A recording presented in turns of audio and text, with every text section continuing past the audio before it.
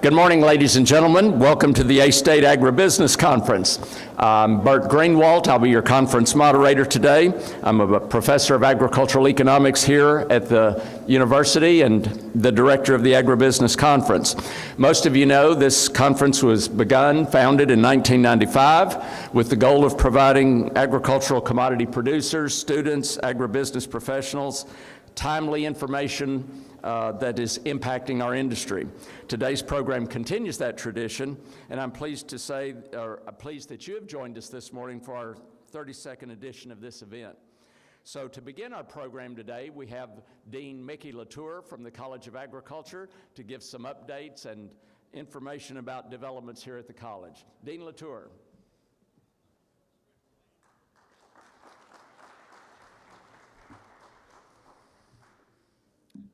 Bert, how do I advance the slides? Is it this?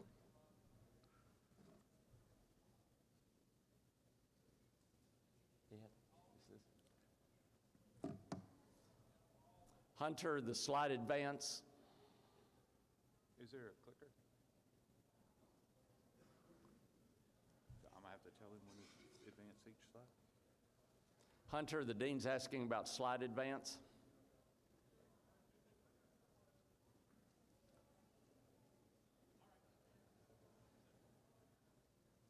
We're in a new facility this morning, new to us, so thank you for helping us work the bugs out today. Okay, show the dean what we're doing here. Oh, well, I didn't know that.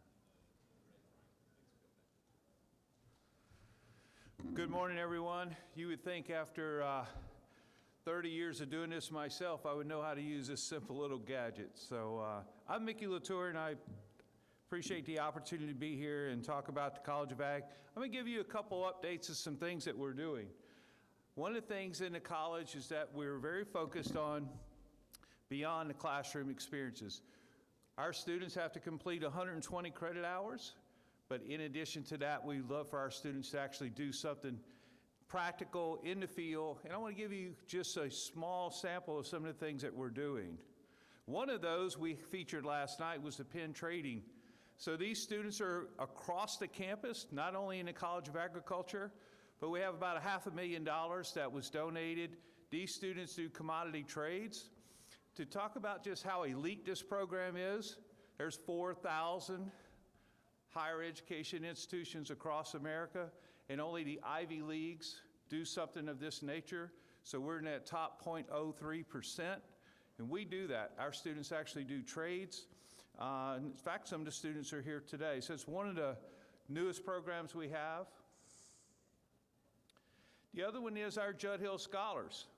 You know, students have the opportunity to present their work, what they want to work on in a broad area of agriculture.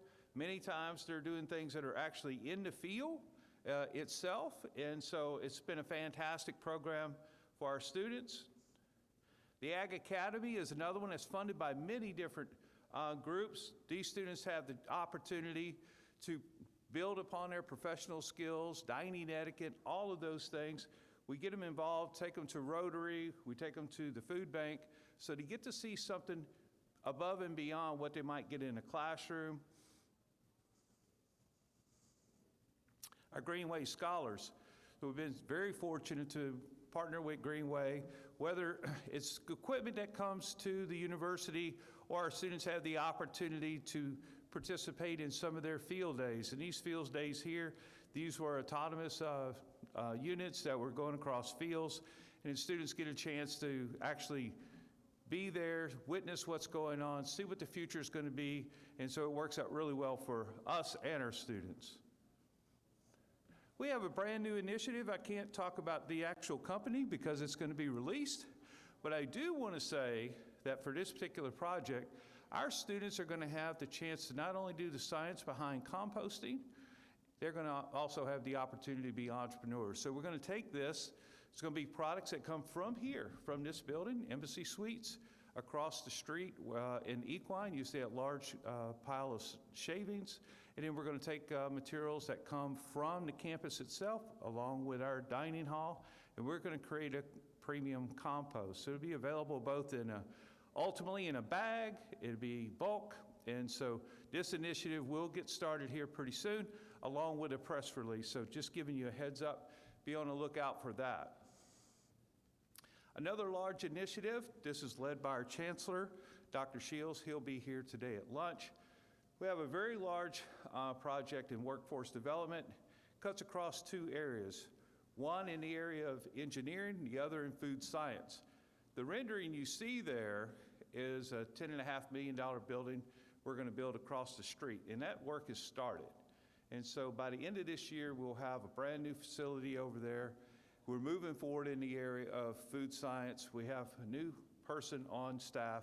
We're going to do additional work across Jonesboro, right here locally in the area of food science. Pretty excited about that. Our Riceland Scholars, this is pretty new. We've had the opportunity to work with Riceland. And in the bottom picture, notice that what's unique about this, Riceland has had the opportunity to talk about some of the things they would like to see students work on. These students actually take the opportunity, research it, put together their goals and their objectives, their budget, the faculty member they're going to work with, they have to pitch it. This is very different, right? Most students take a very traditional class. You sit in the class, take the notes, you take the exam. Here, these students have to research that subject, put together a proposal, pitch the proposal in front of Riceland executives along with some faculty members, and then they get feedback, and then if a decision's made to go forward, it goes forward. So we have a group of Riceland scholars that are moving forward currently. In addition to that, we will actually have dining etiquette and professional development for these students, and that'll happen here in the next 4 to 6 weeks. So new project for us. Our snack stick project. We are involved in Arkansas Feed the Hungry, where venison's taken from various counties and it comes back to campus. We first got started in this project, that meat was actually processed, returned as snack sticks back to those counties and put in the backpacks of kids. In Arkansas, we're #1 in food insecurity for children. #1. It's a place where you don't want to be.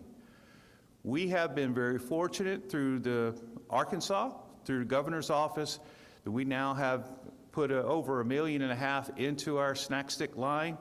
We're going to have the ability to go to about 300,000, and we're going to create what's called Snack Stick 365. So currently what we do is we get venison early October through January.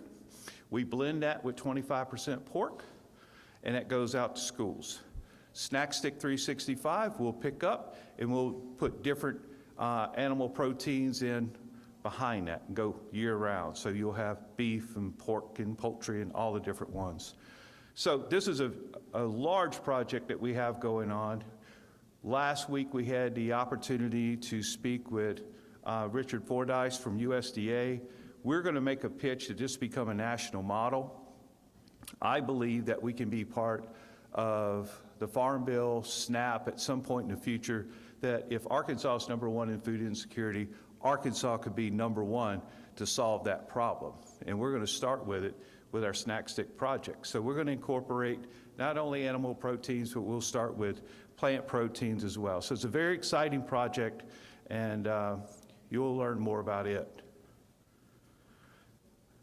So we have another endowment with Anheuser-Busch, and I just want to say briefly, it's tied to our snack stick initiative in meat products. So I can't get into all the details, but these individuals have been a fantastic partner with us in our efforts in snack stick development.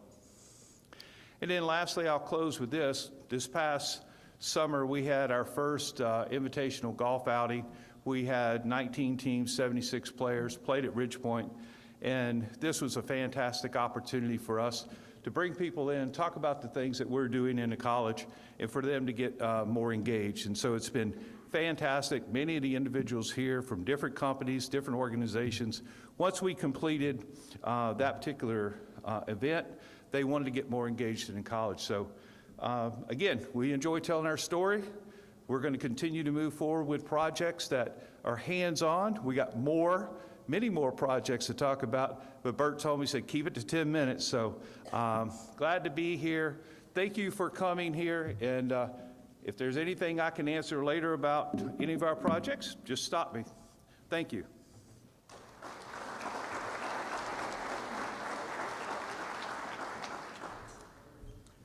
Thank you very much, Dean. Good morning, everyone. This is a great facility that we're in this year. I hope you enjoy the convenience of having everything in one location. The entire conference today will be here in the Red Wolf Convention Center, including the luncheon and the afternoon breakout sessions. So thank you for finding this morning. It's a great turnout today, Dean. I'm very pleased. Last night we had a great time with our speakers and sponsors here on campus.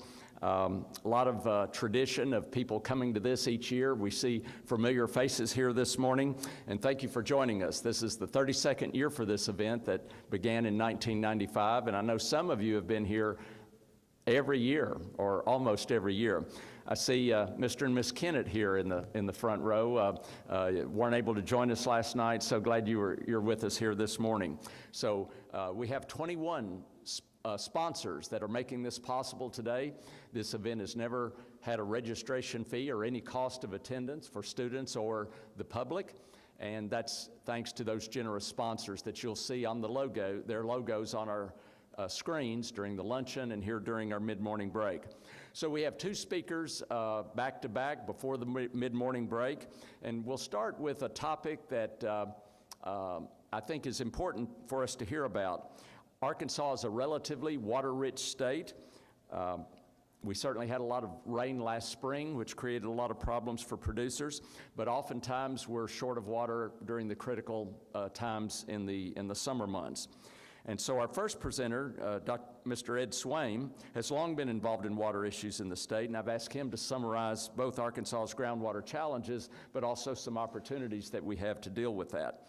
Ed is currently the executive director of the Bayou Meto Water Management District, and for 15 years he was previously the chief of the Water Resources Management Division of the Arkansas Natural Resources Commission. Ed's a native of Lonoke County, earned degrees from Hendrix College and a law degree from University of Arkansas. Ed, thank you so much for coming to the A-State Agribusiness Conference and sharing your insights and expertise with us. Mr. Edward Swain.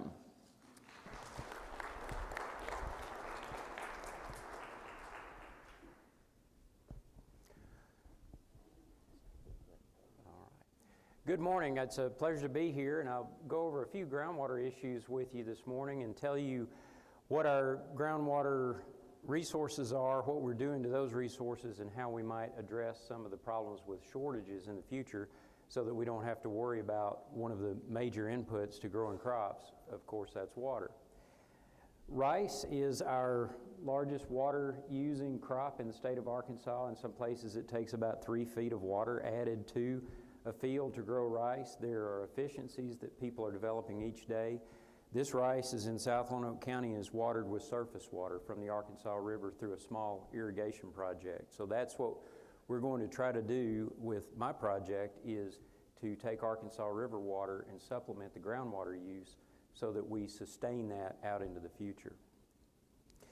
Groundwater is a tough issue because you cannot see it. There's a picture of a little oxbow lake near Augusta called Horseshoe Lake that is the subject of a lawsuit in Arkansas that really set the tone for how we deal with surface water. But in that case, people could see the water. You could see that water going down when it didn't rain for months and when people pumped out and other folks wanted to fish in that lake. So that was visible, but groundwater is not visible. And that's one of the big problems with it. The history of people trying to manage groundwater has been difficult, especially before we had modern scientific methods to measure that. Now we have a really good idea of what's in the ground, how it gets there, how it comes out, and the quality of it, etc. But back in the 1800s, courts were saying things like groundwater was secret, occult, and concealed, and that you would have no chance ever of managing the resource. But for a good 100 years plus, we've measured that water in Arkansas, so we've watched those levels.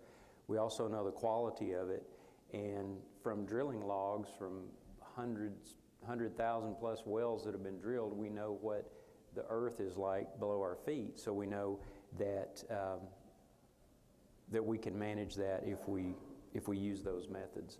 So it's not secret, occult, and concealed anymore. It's just not visible.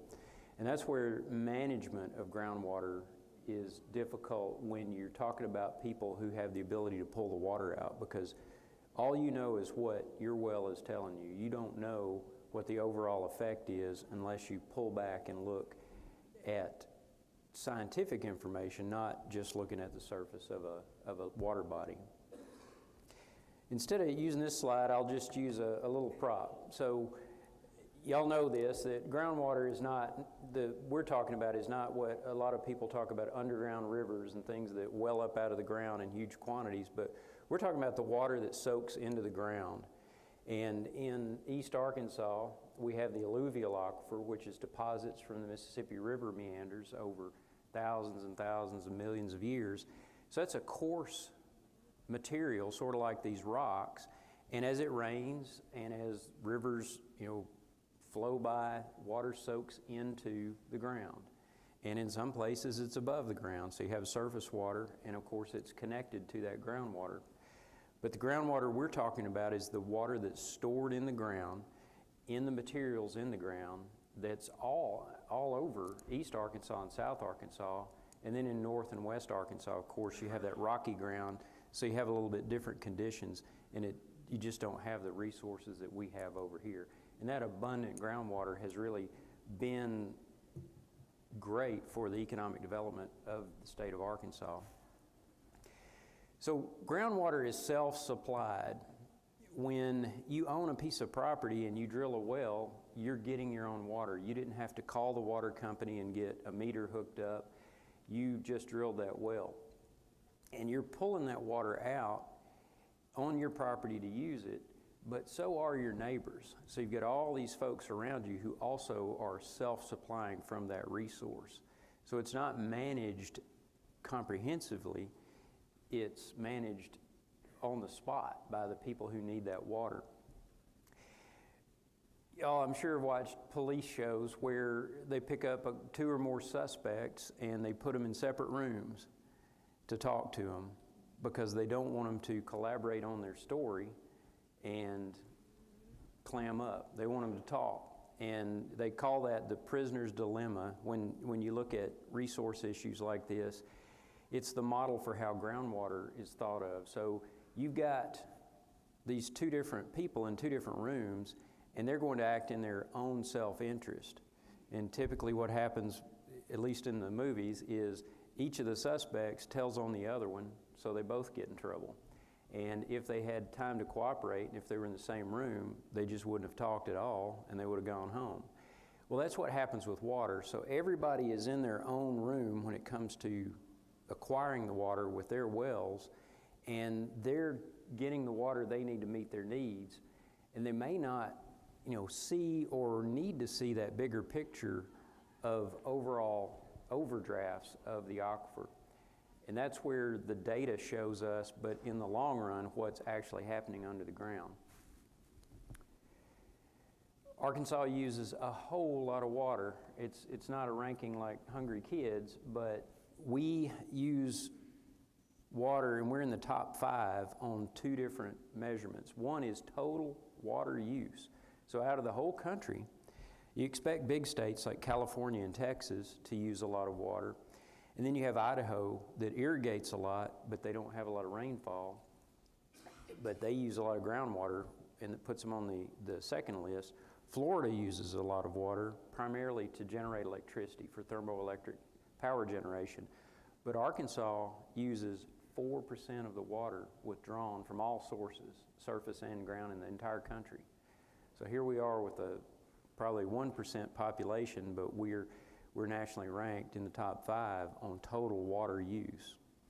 Then when you switch over to groundwater, California is at the top because it doesn't rain a whole lot over the agricultural areas, but they do have groundwater resources. and they pull out 21% of the total groundwater used in the United States. But Arkansas is number 2, and we're using about half the amount of groundwater that California uses. So we are huge on that list. And part of it is because of the crops that we grow, and because we grow a lot of rice and we grow a lot of water-intensive crops, and we pull that water out of the ground. Thank goodness we have it, but we need to keep it to go forward into the future without it becoming a problem.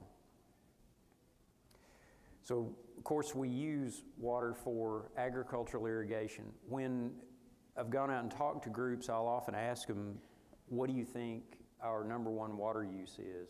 And if it's not people who deal with agriculture every day, they think it's drinking water. They believe that most of our water comes out for public water systems. But that is only 3.5% of our total water use in the state of Arkansas. Of course, it's necessary.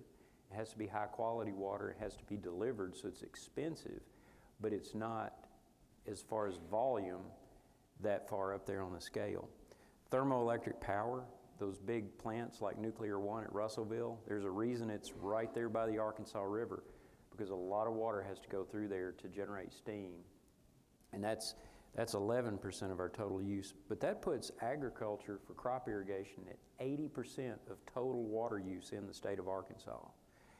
And if you think about when that water is used, it's not used equally year-round. You know, public water systems and thermoelectric they stretch out. You know, you'll have those hot and cold periods when you need to generate more power. People might water their yards more in the summer, so your public water use would go up. But crop irrigation is, you know, you're probably at about a 4-month period when it's not raining. So you have a concentrated withdrawal of water from surface and groundwater sources for crop irrigation. As far as groundwater use in Arkansas, of course, people have always been able to use small domestic wells that didn't take much effort to, well, it did take a lot of effort to dig a well or to drive pipe into the ground to get water, but it wasn't on an industrial scale. But as you look at this bar chart, in the 30s, you know, we were pretty low on groundwater use, although we were already seeing effects of that withdrawal. It didn't really pick up until after World War II, when mechanized farming became the standard. So people were not only able to grow and transport crops in larger scales, but they could pull more water out of the ground because of power units and pumps and the improvements there. And then, of course, with each dry period, people drill more wells. You just have to. You have to try to solve your problem. So after the drought period in the 1950s, there were more wells drilled, and then you get up in the 60s and 70s. Especially after 1980, we really started drilling a lot of wells to make sure that water was available when we have other droughts. So groundwater loss has been observed in the Grand Prairie area near Stuttgart, where rice production started in the early 1900s. People noticed year to year that the water levels in their wells were going down. And we had folks from the federal government come to Arkansas through the USGS, and I don't know if the initials were the same then, but it's now the USGS. But they came to Arkansas and started measuring wells. So they would measure the depth to water each year on a regular basis, and that gave them the ability to look for trends in not only the spatial pattern on the ground, but trends up or down in that groundwater. We've had those records now for over 100 years, and we've expanded that network of measurements by 1,000, and we have a lot of information. So that leads to our ability to put this in GIS, put this in models, and see more what's going on under the ground, sort of like that lake. So you can just go look at the lake, but you have to wait and compile your numbers to see what happens under the ground. And as of 2020, when well measurements were made by the state, by local conservation districts, by NRCS, and by USGS, we had really two severe areas of the loss of storage in the alluvial aquifer. One is up here on the west side of Curley's Ridge. You don't have recharge from the Mississippi River that you do when you're on the east side of the ridge, and that really blocks that inflow of water from the river and causes that red area that you see west of Curley's Ridge. And that, is watched as one of the major areas of depletion. And then, of course, farther south, you have the original area where this was observed in the Grand Prairie and parts of the Delta, in Lone Oak and Prairie in Arkansas and Jefferson counties. So we've really withdrawn that water. And what the map shows is not the depth to water, which is relevant if you're standing on that piece of property, but overall what you want to know is, are you full or are you empty on your aquifer?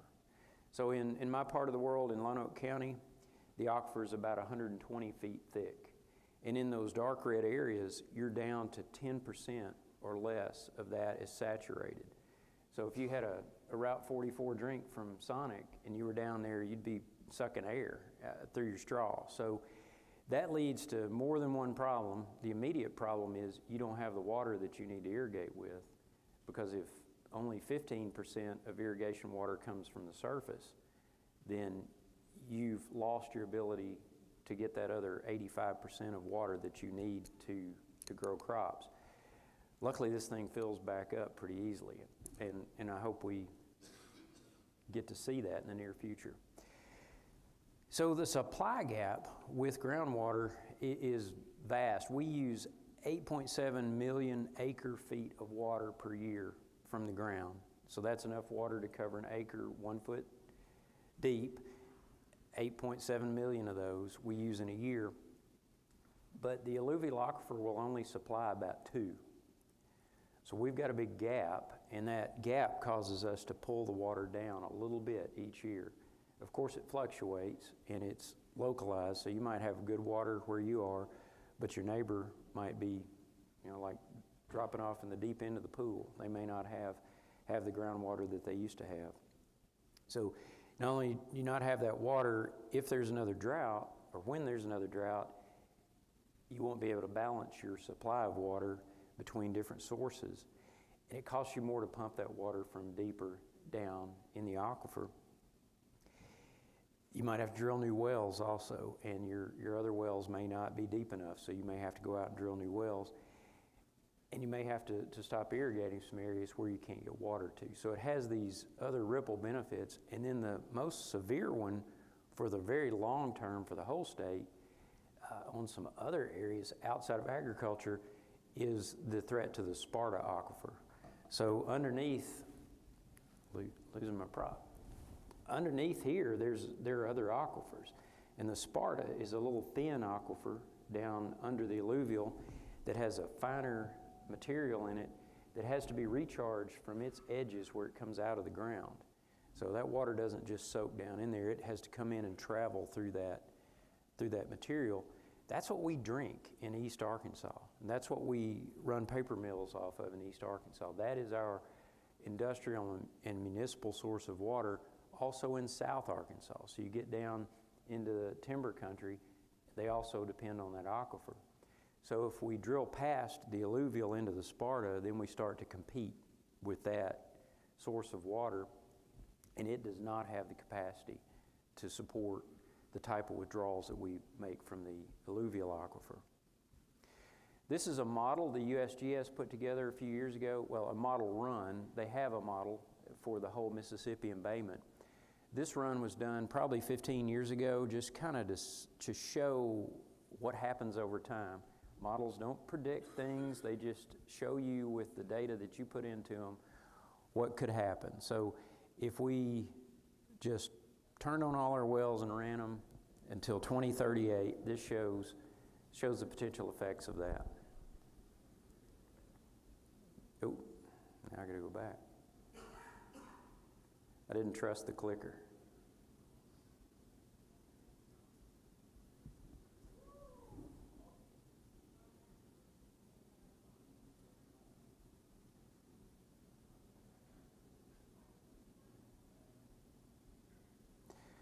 So this is is the same area that was pictured on that other map, but it goes out a little wider because it goes into the Boot Heel of Missouri, down into northeastern Louisiana, and then of course over in the Mississippi Delta.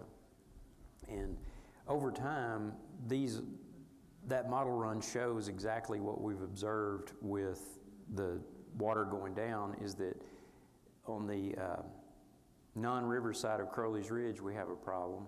And of course, in the Grand Prairie area, a little bit in southeast Arkansas, Mississippi knows it has a problem, and it's trying to address that. One of the interesting things to see from this is the effect of rivers. When my dad was a kid in the 1940s, there's Oxbow Lake outside of England, Arkansas, and it's called Clear Lake.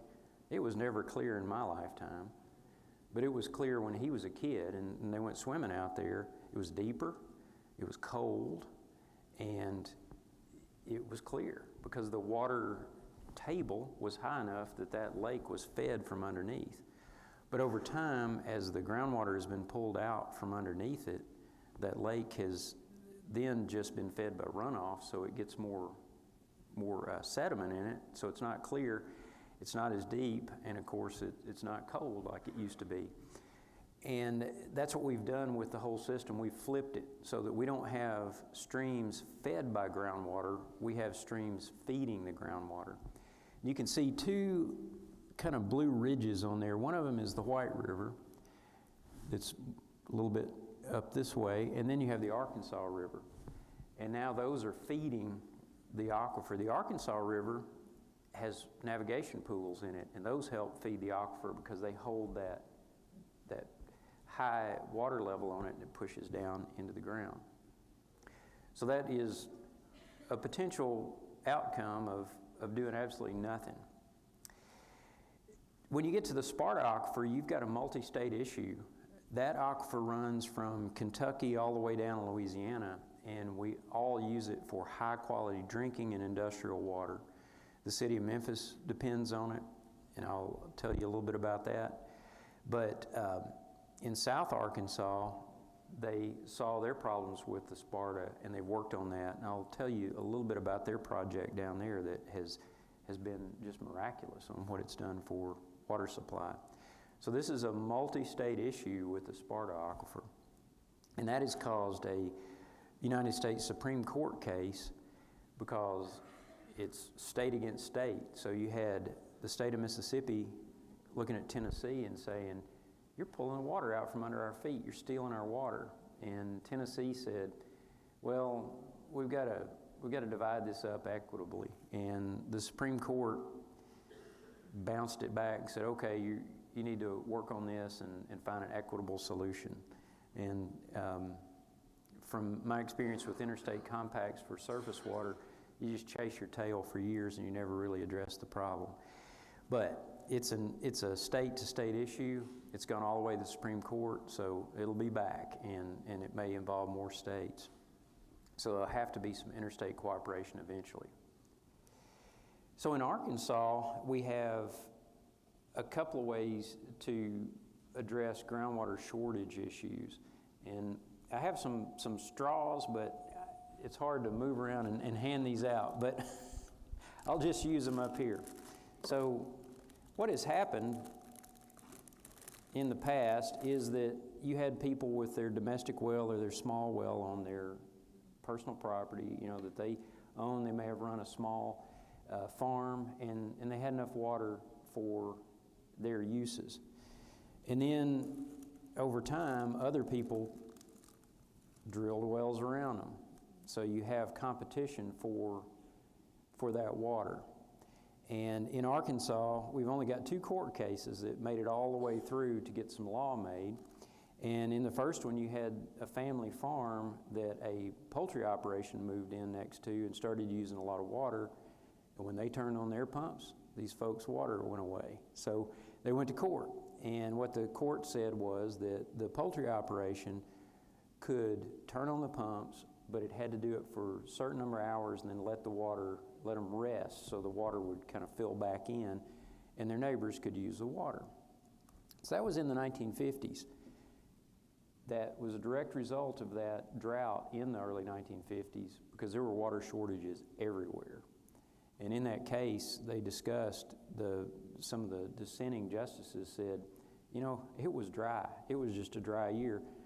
The folks with the bigger wells might not have directly caused this problem. It was simply, it wasn't raining, so it wasn't recharging. Well, then you go forward to the early 1970s, and there was an area outside of Jacksonville, Arkansas, in Lonoke County, so you're way outside of town, and you have people out there with wells, and they've been using those for years, and then Jacksonville shows up. And they drill a well field outside of their city limits to pull water out of the ground and move it to Jacksonville. The major point in that case was that the court wasn't willing to tell Jacksonville no. To me, I would have argued if I were one of those people out there, they don't have a right to use this water and move it clear over there. But the court they said, well, we'll figure something out. And they just told Jacksonville, you'll have to have a pumping schedule. So they would only pump a certain number of hours a day and then let that water kind of refill that local area and people pump out of it. Those are not good solutions to groundwater problems. If you have to go to court and take your engineer and your hydraulic specialist and all these other people in there and spend thousands, now millions of dollars probably, you're not managing the resource very well. So the state of Arkansas has come up with a few different ways, some of them semi-regulatory, but most of them voluntary, so that we can address these problems and so that people can use this water. Because we obviously benefit from the abundance of water that we have. We need to make sure we continue to.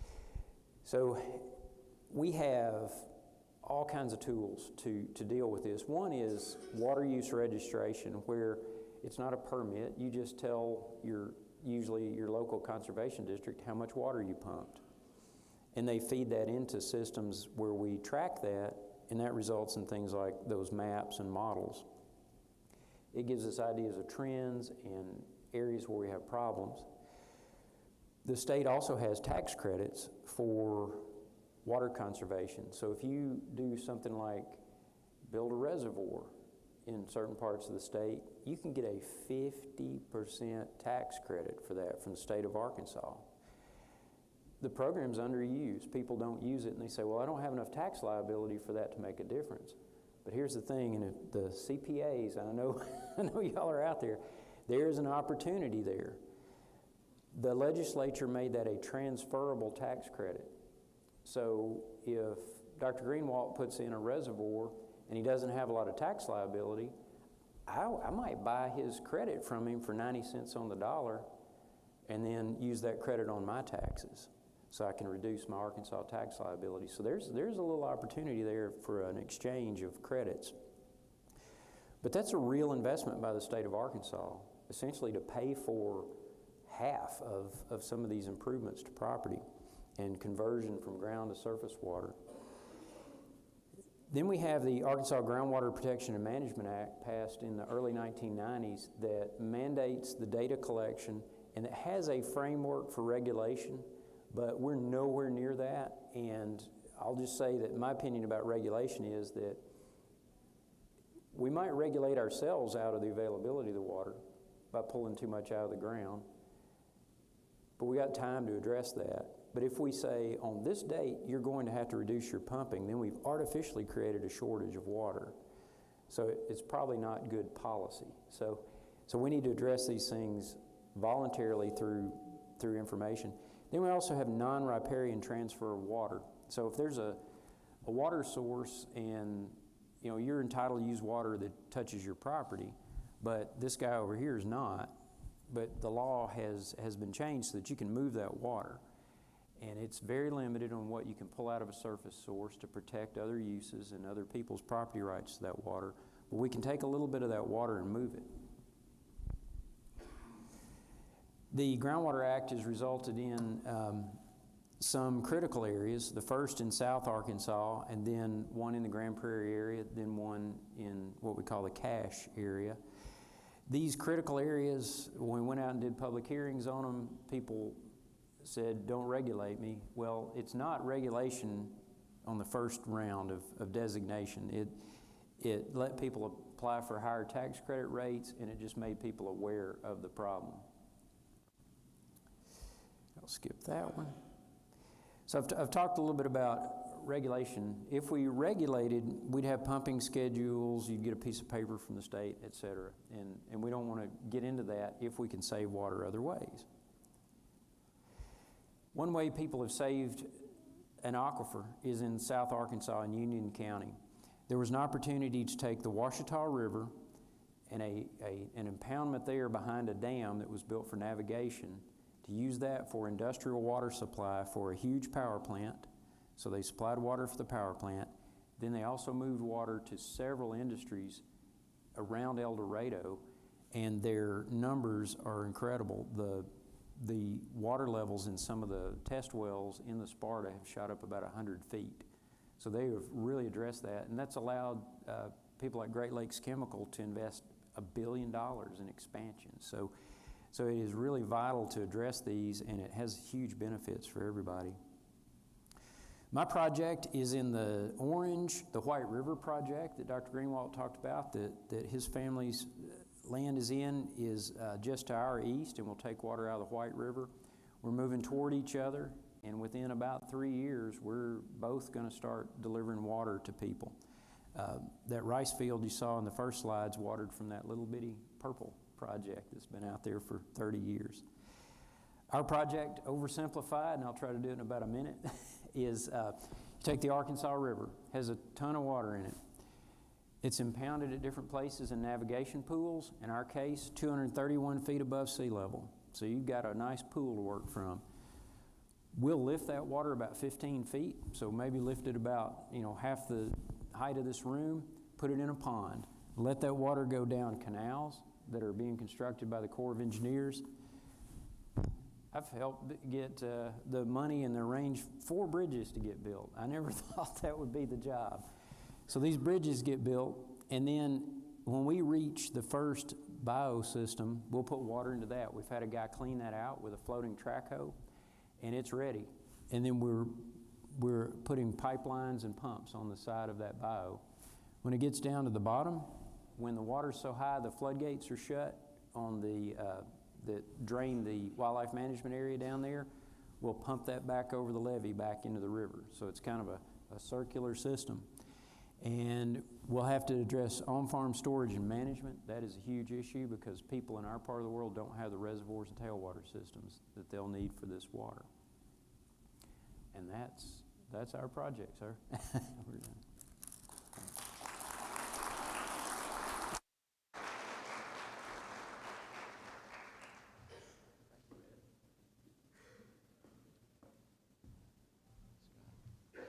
Thank you very much, Ed. That very instructive. This has been going on for a long time, and I appreciate you bringing us that update. Our next speaker, Scott, you can come down. Our next speaker is Dr. Scott Irwin. He's an expert on commodity markets and biofuels policy, and I've asked Scott to discuss how EPA policy could affect the soybean market. This is very timely because given the current weakness in commodity prices, there's been an interest in what potentially could be a demand shifter that could increase the use of corn and soybeans, and biofuel possibly is one answer to that. Dr. Scott Irwin's a professor of agricultural economics at the University of Illinois, where his research and extension work focuses on commodity markets and commodity marketing. He was reared on a family farm in Iowa, earned bachelor's degree at Iowa State University, and then master's and doctoral degrees in ag economics at Purdue University. Scott recently authored a book called Back to the Futures, and then the subtitle is Crashing Dirt Bikes, Chasing Cows, and Unraveling the Mystery of Commodity Futures Markets.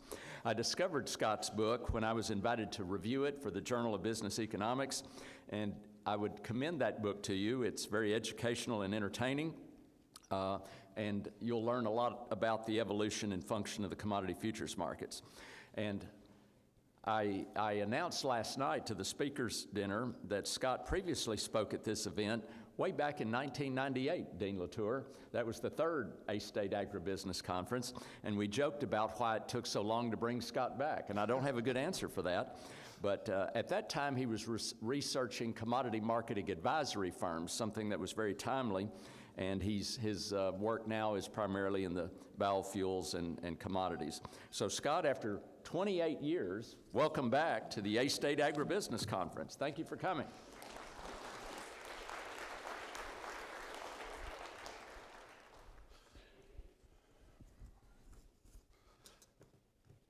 All right. Mic level okay in the back? We got the thumbs up. Great. Thank you so much for that gracious introduction, Bert. And I'm delighted to be here this morning and to talk with you about biofuels. But I was thinking, Bert, 28 years. I really hope this morning's presentation goes apparently better than it did 28 years ago, because it took a long time for apparently that to wear off. No, seriously, really glad to be here, and thank you for the invitation. God bless my dear high school speech teacher, Mrs. Doc. She always said, have a visual aid with you for every speech. And thankfully, I went out there this morning, and the agribusiness students were selling these ag business caps. I thought they were pretty snazzy. So that is my visual aid for today, is my brand new spanking Agribusiness Club hat. So that gets us through the preliminaries. And what I'm going to talk about today is biofuels, and I want to start by encouraging you, the people in the audience.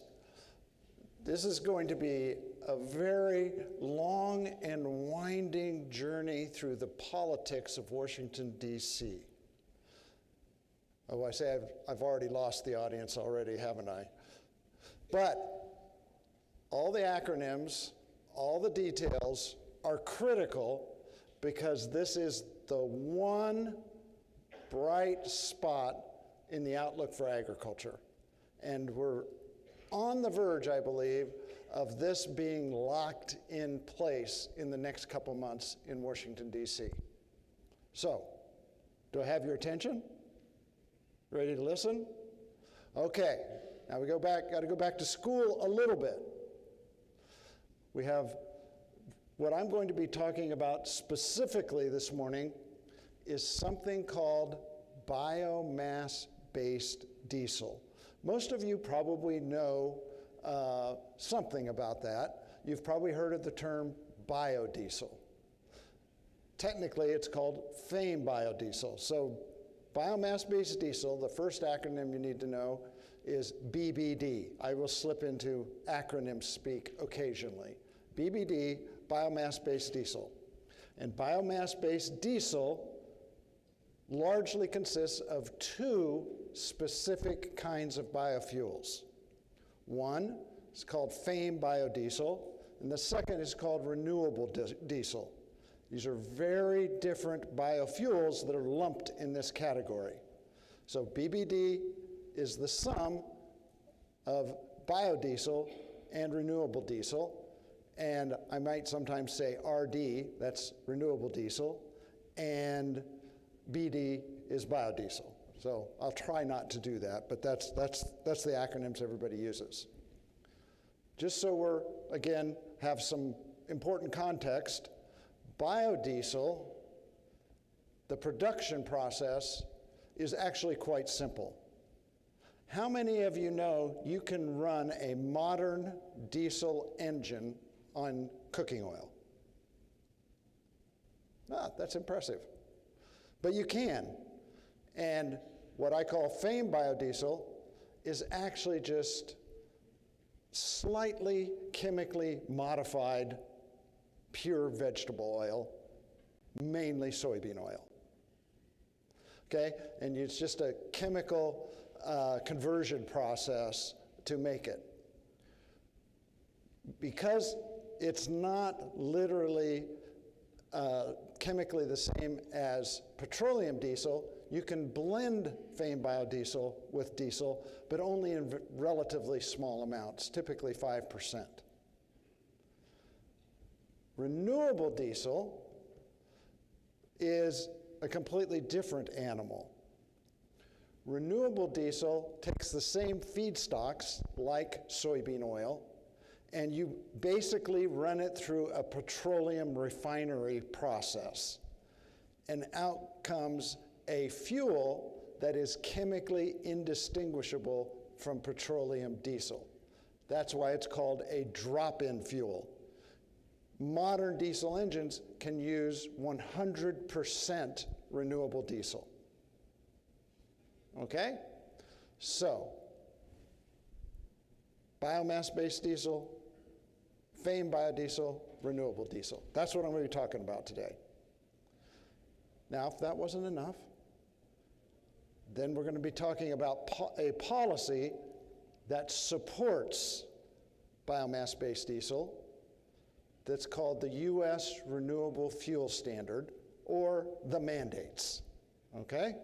And we will talk a little bit, we're going to get deep into those mandates, how they are implemented, and the politics that swirl around in Washington, D.C. about those mandates and how they're implemented. So, that's my preamble. Let's get into it. This chart shows U.S. capacity for making renewable diesel. And we have had a whale of a boom in renewable diesel production capacity in the U.S. in the last 5 years. Between 2021 and 2025, U.S. renewable fuel capacity grew by over 4 billion gallons. This is a boom. What were the consequences of that boom? Soybean oil use for biofuels in those years jumped 50%. But notice the decline in this chart in 2024. That'll be a clue of something that we'll deal with in a minute. If we're going to use a lot more soybean oil and other vegetable oils in the manufacture of biomass-based diesel, we need more soybean crushing capacity in the United States. For most of my professional career, which Bert, let that slip how long I've been working, we never built a new soybean crushing plant. This was unheard of. The U.S. was stuck between about 1.8 and 2 billion bushels of annual soybean crushing capacity as long as I could remember. And look at what we've been doing. By 2026 or so, we're going to have expanded U.S. soybean crushing capacity by about 1/3. These are large investments, and they are obviously predicated on the boom in biomass-based diesel continuing. Those are obviously long-term investments. So that's basically a quick intro into what's been happening with the renewable diesel boom in the United States. Everything's going along swimmingly, and then we get these kinds of headlines in 2024 and 2025. Renewable diesel glut hits U.S. refinery profits, threatens nascent industry. Chevron idles 2 U.S. Midwest biodiesel plants as profits slip. And if my memory serves, I think there's a biodiesel plant in Arkansas that closed during this period of low returns. So this just doesn't seem to be, what in the world could happen? We have this tremendous boom in renewable diesel capacity. We're building soybean crushing plants. We're using a bunch of more soybean oil. What in the world happened? How could this go off the rails so fast? This chart may not look like it, but it explains what has happened. So the first thing I want to explain is the difference between the blue and the red bars. The blue bars are our first introduction to the U.S. Renewable Fuel Standard, or RFS for short. Those mandates set the national demand for biomass-based diesel in the United States. That simple. It makes an economist's job a lot easier because we don't actually have to estimate demand. You can just look at the mandate, and that's how much the U.S. government is requiring to be produced. That's the blue bar. The red bar is how much was supplied to meet that mandate. So let's start on the left. In 2022, you can see that the mandate outstripped supply, and therefore we're going to get really high market prices for biomass-based diesel, big profits. But then notice in 2023 and 24 that supply was far outstripping the demand. Now that's an interesting story in and of itself. How could such big, sophisticated companies get this so wrong? Anybody can look up on the EPA website what the mandates are, and that's your demand. Basically, what happened was the investors in renewable diesel in the United States got out over their skis and overexpanded.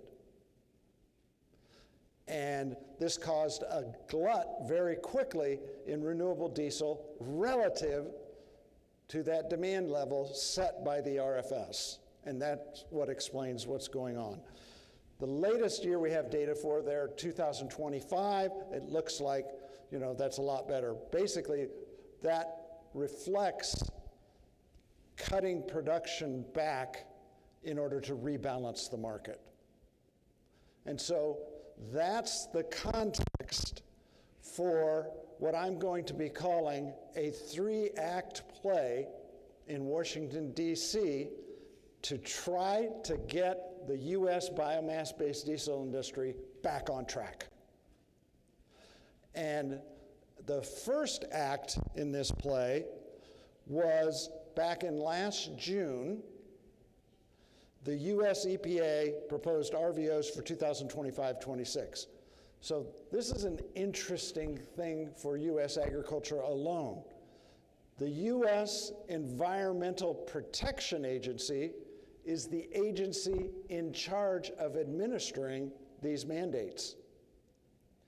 The EPA consults with the U.S. Department of Agriculture, but they only consult. The legislative authority to set these mandates, which sets the demand for these important biofuel markets, comes out of the U.S. Environmental Protection Agency.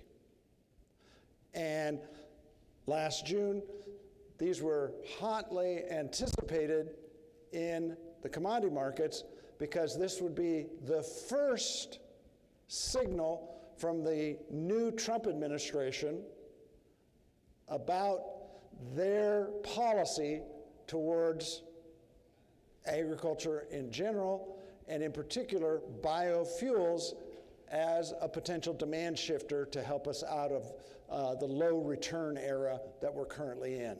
So these were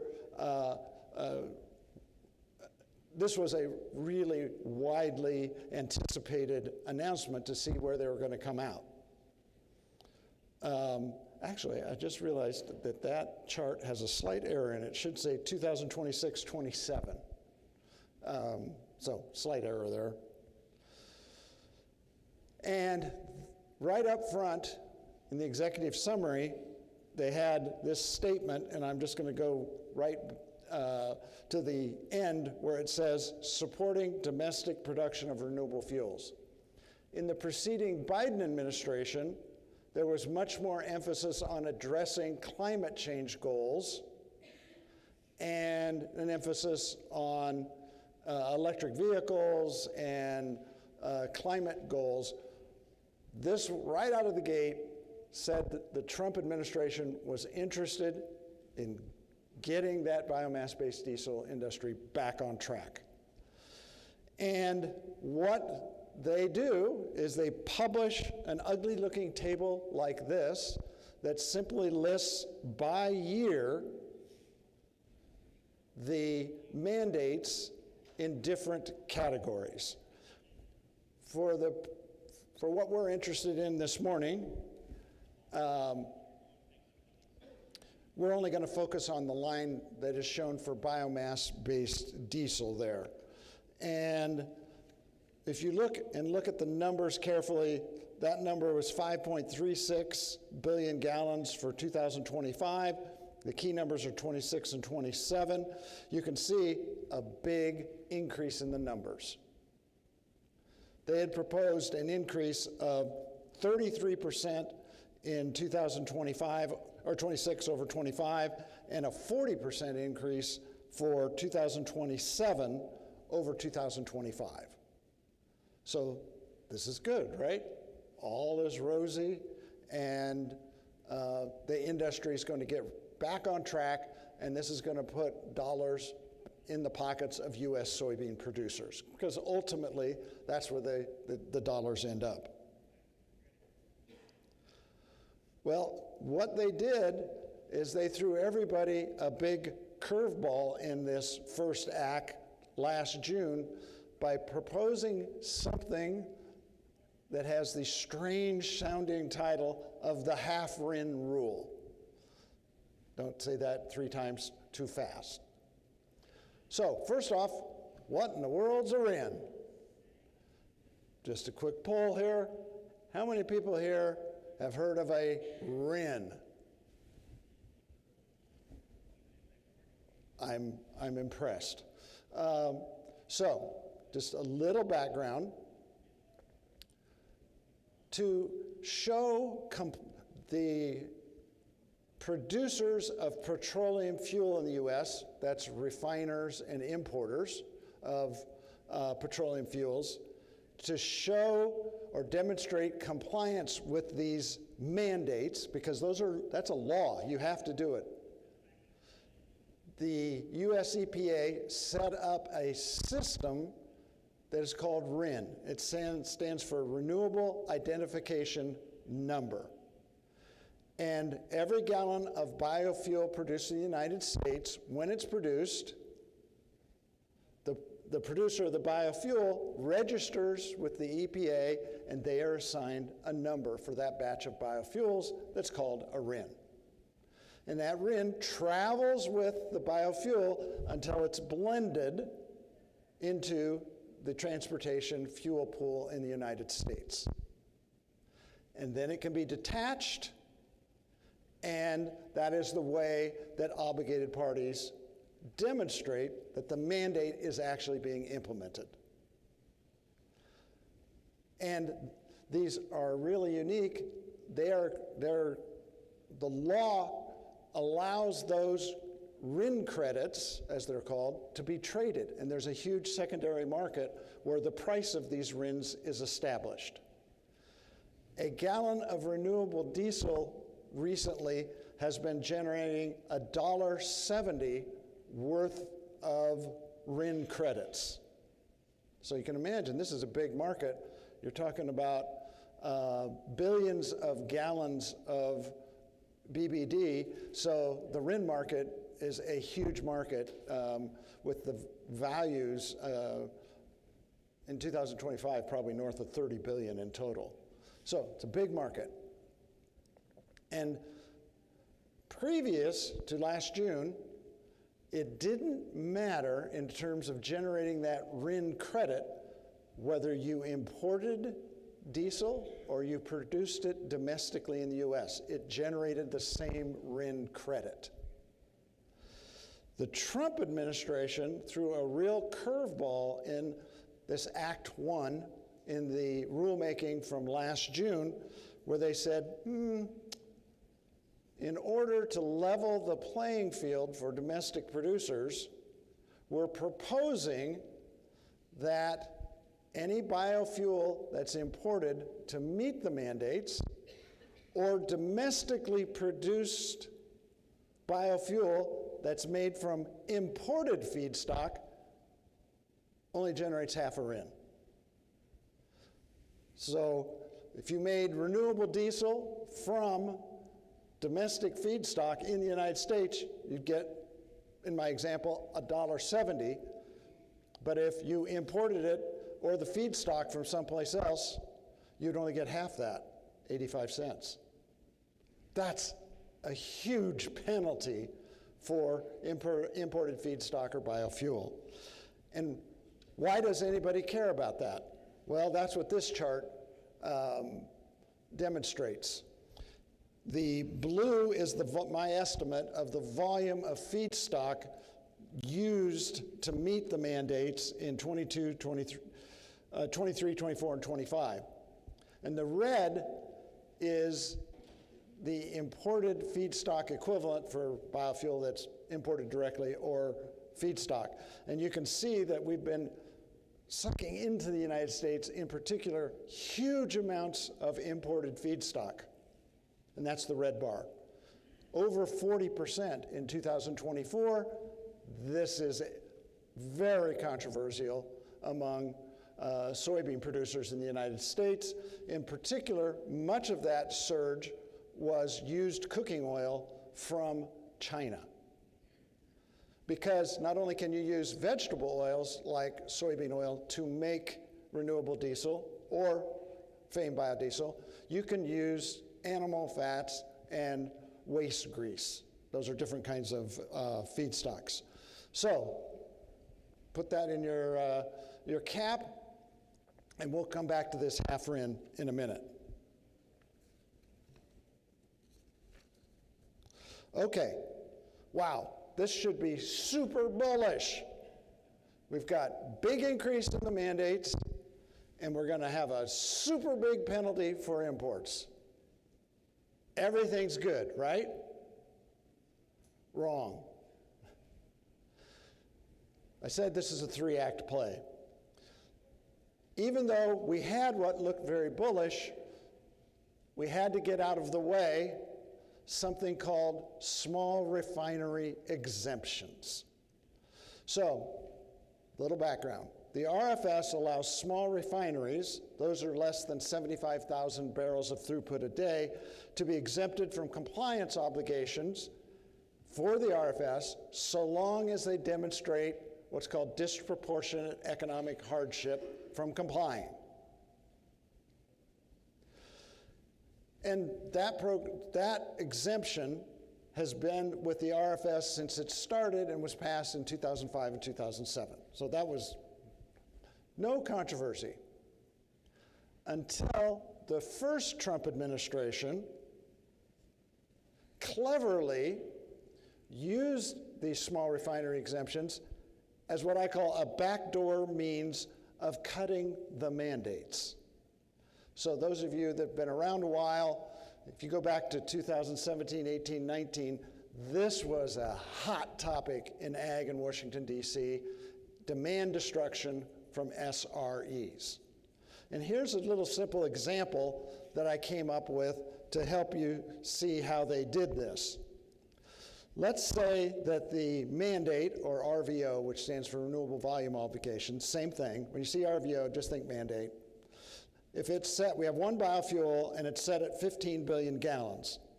And also assume there's 150 billion gallons of petroleum gasoline use. In this case, what's called the fractional percentage mandate would just be 10%, 15 divided by 150. Because that's the way the mandates are implemented.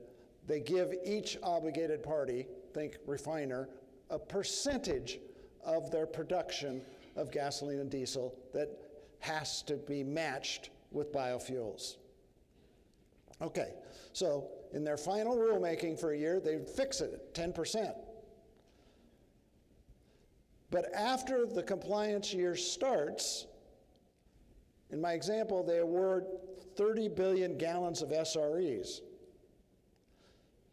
So now, since they've fixed the percentage at 10%, and what they're effectively doing by by awarding these 30 billion gallons of SREs is reducing the total obligated gallons from 150 to 120 billion gallons. 10% times 120 is 12 billion gallons. And suddenly, the mandate's been cut by, in my example, 3 billion gallons.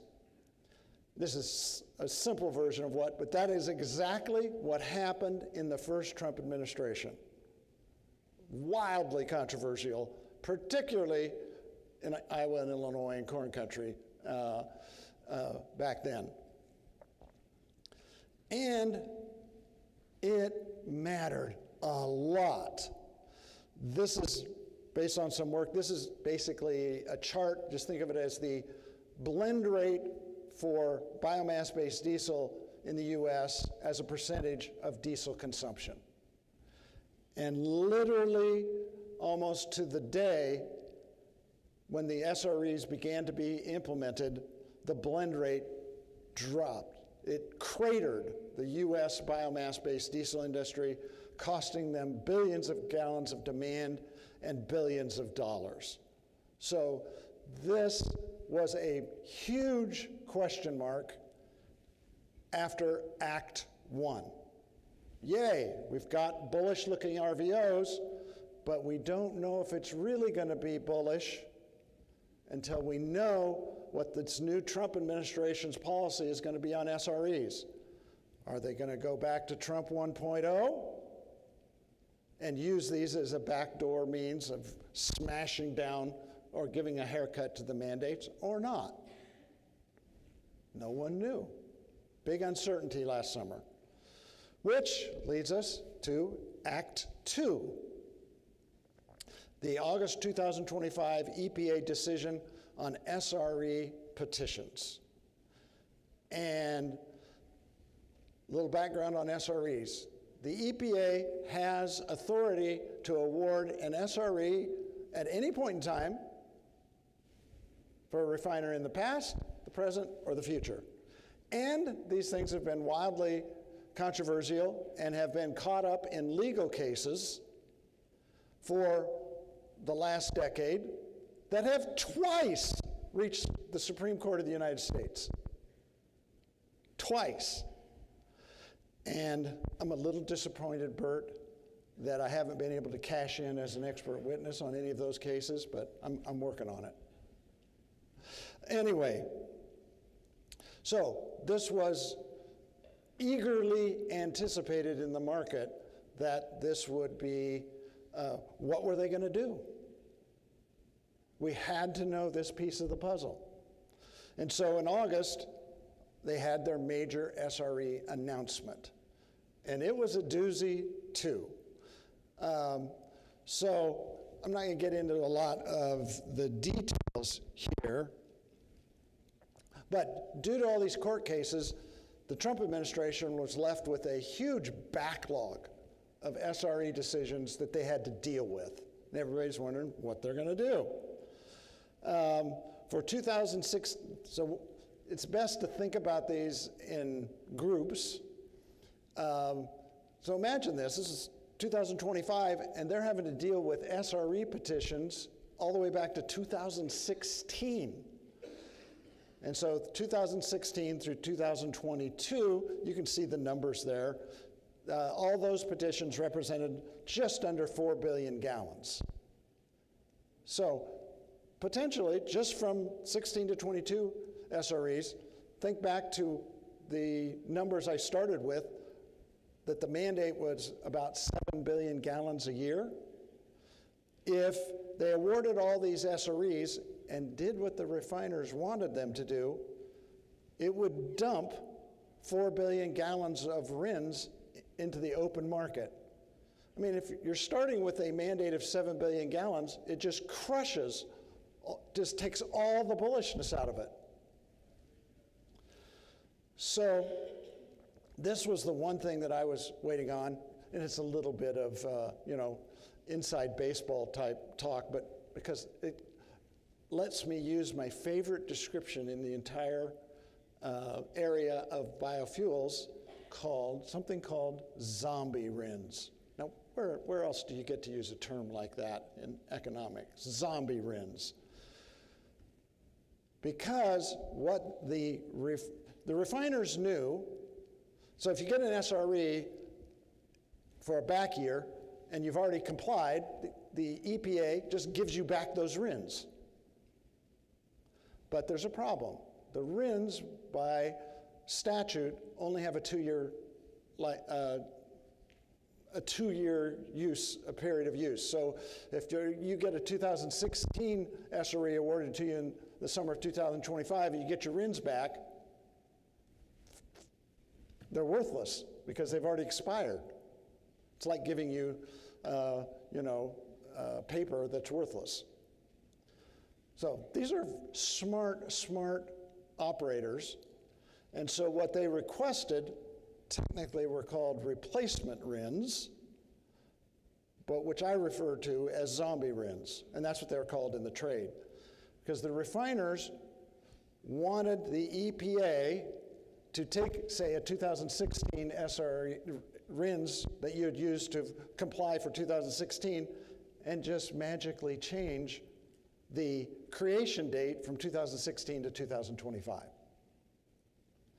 And interesting enough, under court order, the EPA has actually done this a couple times. And so I was very surprised when they said, no, we're not going to do that. Here's your RINs back. They're worthless. We don't care. Trust me, those refiners are hopping mad. And this will definitely be going back to court. But that was a big relief because there's 4 billion gallons of RINs that aren't going to come in and crush the market. Then for 2023-24, another 1.4 billion gallons worth of RINs for the SREs, and those, they, in essence, jigger the rules so they can come back on the market and be used. And then 25 to 27, you could project, they said, that they expected issue a similar amount of SREs for 25, 26, and 27 as they did in 23, 24. So here's the bottom line. 16 to 22, that's going to be stuck in court a while. 23 through 27, we still had a total of about 7 billion gallons of RINs that they said are going to come back out on the market. So even with this, we still didn't know the final answer. I'm sorry this is taking so long, but that's the story. So then we get to the third act in our Washington, D.C. drama. And that's something called reallocation. Okay? What is reallocation? Go back to my simple example that I started with. You have a 15 billion gallon mandate, 150 billion gallons of petroleum gasoline use, and you expect 30 billion gallons of SREs to be awarded, which is roughly 3 billion RIN gallons. And so what you do is you take account of those expected SRE gallons when you set the percentage mandate. So you take 15 divided by 150 minus 30, and that's 12.5% instead of 10%. Basically, what you do under reallocation is you take the obligation from these exempted smaller refineries and you put it on the bigger refineries. That's called reallocation. This has been and remains, wow, a political hot potato because the big refiners, they're hopping mad about reallocation because this, they say, is just taxing us more to let somebody else out of this program. So what did the Trump administration do? Well, they kind of punted. In this rulemaking, they said, we're either going to do 50% or 100% reallocation, which that in itself is a win for ag, because in the Trump 1.0, the answer was 0. So we'll see what comes out in the final rulemaking. Full 100% or 50% for 23 through 25 SREs, but they did say just assume 100% reallocation of any SREs for 26 and 27. So overall, now, finally, let's see, how much time do I have left? Got 10 minutes, perfect. 5, 10? Okay. I've got enough data that we can talk about, well, where are we headed? So I'm going to have to speed up a little bit. I did a lot of work last fall trying to figure out what does this all mean, and it nets out to being very good news. I converted the original mandates, taking into account SREs and reallocation, to get to a bottom line, and then converted it into billion pounds of feedstock. And this is where it gets bullish, because we were using to fulfill the BBD mandate about 40 billion pounds worth of feedstock, and that's going to scheduled to jump to 48 billion pounds in 2026, and my goodness, 59 billion pounds, based on my calculations, in 2027. And because of that half RIN rule, most of those gains in feedstock volumes occur domestically. You can see we've been using 22 billion pounds domestically, and I'd estimate 37 billion pounds in 26 and 49 billion pounds in 27. I mean, these are enormous increases in feedstock demand, and we're going to put it in price terms in just a minute. So, give you an idea, that represents a 68% increase in feedstock volume in 26 and a 227% increase in feedstock volume in 2027. So, imports go down. In the interest of time, the USDA last year conveniently did some estimates of total fats and oils feedstock availability in the world, and they came up with a number of 129 billion pounds. Here's the takeaway point from this chart, that if this proposal is finalized, we will, by 2027, we're going to use almost half the world's supply of fats and oils to make FAME biodiesel and renewable diesel. That's a lot. But domestically,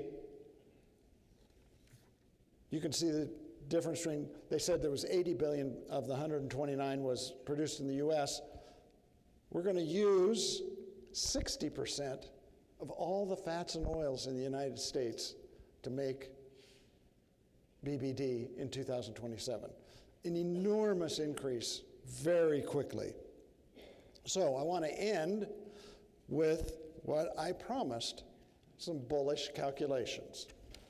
Because we want to bring this all the way back, excuse me, to the price of soybeans, and that's where I'll finish.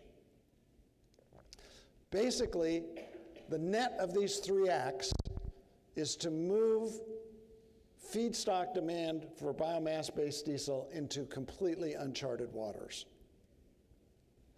We have enough domestically produced feedstock to supply this large increase. For example, the U.S. produces about 30 billion pounds of soybean oil annually, using around 12 to 13 billion pounds for biofuel. If we're going to take much or most of that for biofuels, then other traditional users for feed and fuel are going to have to import those same feedstocks. So there's tremendous sector-wide adjustments that have to occur, and soybean oil prices right now are about 55 cents per pound, and I think a conservative estimate is that this will raise the price of soybean oil between 10 and 15 cents per pound. I think the initial reactions will be even larger. So what does that mean as the bottom line after you've sat here so long? This is some work I've done with some colleagues at Nebraska and Montana to work out how the market reacts to these. And if I'm right, about a 10-cent increase in soybean oil, that's an added $1.10 to the crushing value of a bushel of soybeans. How much of that's going to land in the farmer's pocket? Well, we're going to lose 24 cents, we estimate, because if you increase the demand for soybean oil and you increase the demand to crush soybeans for soybean oil, you're going to produce extra soybean meal, and you lose, by our estimate of the $1.10, 24 cents in lower soybean meal prices, which is good for livestock producers. And this is the number that's kind of surprising. Crush margins to crushers take up another 40 cents. They go up.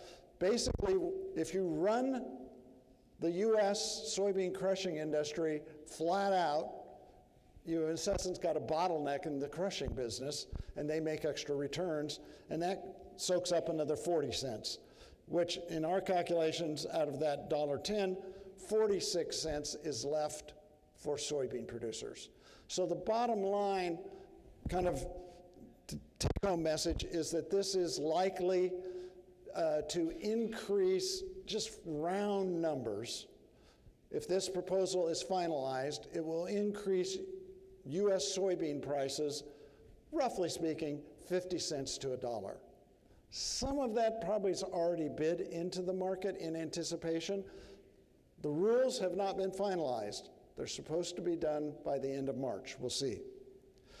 But to give you an idea, from a price standpoint, if this is finalized and implemented, as I've outlined in the last 40 minutes, that will, I'm confident, push U.S. soybean prices back above $11 a bushel. So that's real. And at a minimum, it will put an extra $2 billion in the pockets of U.S. soybean producers.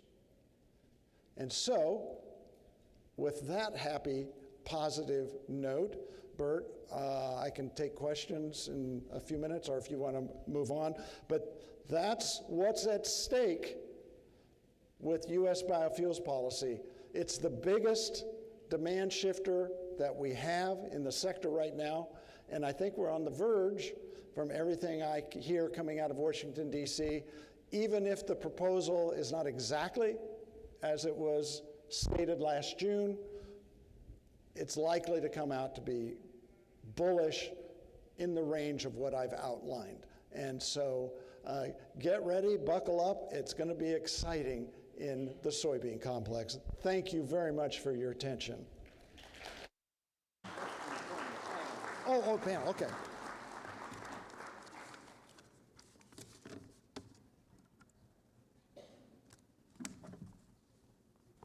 I suppose it's appropriate.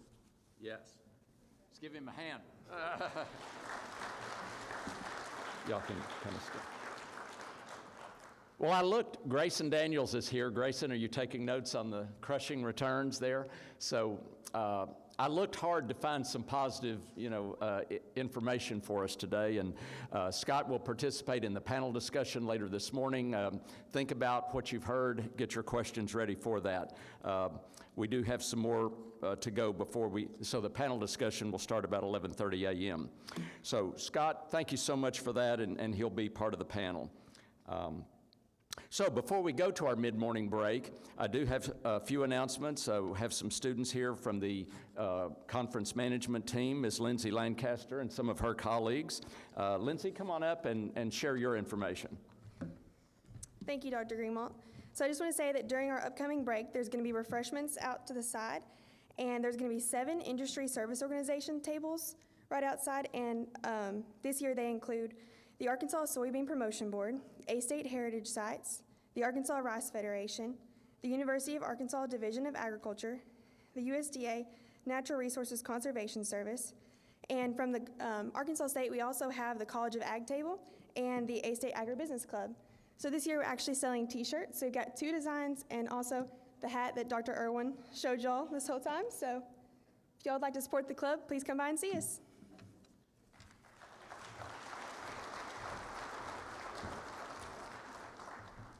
Thank you very much, Lindsay. Lindsay is coordinating all of our student workers today. She's a junior agribusiness major from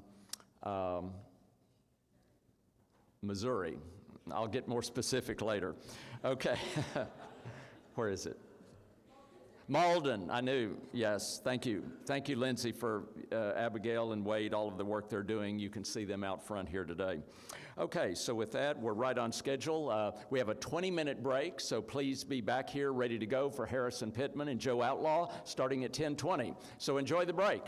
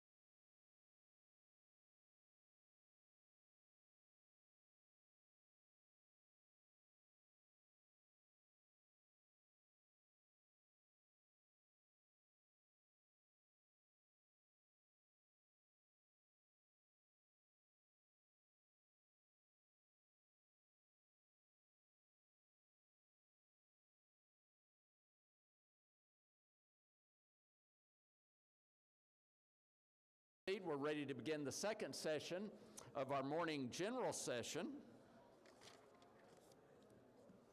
Please come in and take a seat.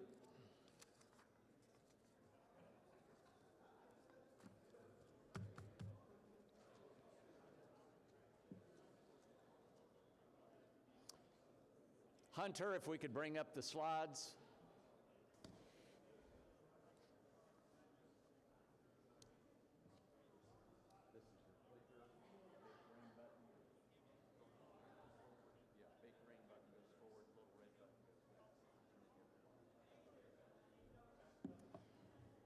Good morning. Please come in and take a seat. We're beginning the second session of the morning general session.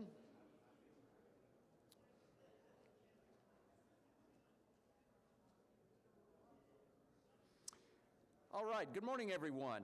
Our next speaker is a longtime participant at the A-State Agribusiness Conference, one of our friends and supporters, and last spoke here, Harrison, I believe in 2024, a couple of years ago. So Harrison Pittman, well known to a lot of us here in the audience, director of the National Agricultural Law Center, which is a unit of the University of Arkansas Division of Agriculture. The center serves as the nation's leading source of agricultural and food law research and information. Harrison's research focuses these days on Farm Bill, water and environmental law, pesticide regulation. Harrison's a native of West Helena, received his law degree and Master of Laws from the University of Arkansas. And he's been a frequent speaker around the state this winter. There's a lot to talk about in his area. Harrison, thank you so much for coming back today, and he will be a participant in our panel discussion later this morning. Harrison Pittman.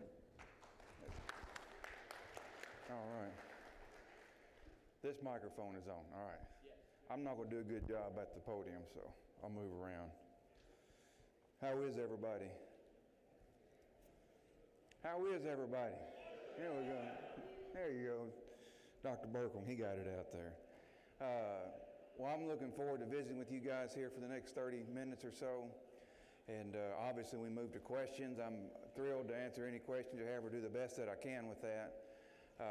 There's a ton of things going on throughout the ag industry, and I think, people sense like the big ticket items with the farm economy and the condition that it's in, and just so many things. And it's always kind of a hectic space in law and policy and agriculture, but I think we're at a turning point, a reflection point, or a crossroads where really the last century, going from the Great Depression up till now in federal farm policy, so much of what the industry has built for itself into the federal government. I think there's a lot of things happening that could really reshape how we think about and how we operate in the production agriculture space. And I'm not going to be able to cover all of them. We're going to cover a few of them. I had to put the exclamation point in there because 2026, 30 plus years of doing that's an excellent track record for a great program. And my compliments and respect go out to Dr. Greenwald. I don't know where he went. I know he's in here somewhere. But that's a tremendous feat. Putting on programs and conferences, it's not so easy, and he just does it and does a great job every year, and I'm proud to be a part of it.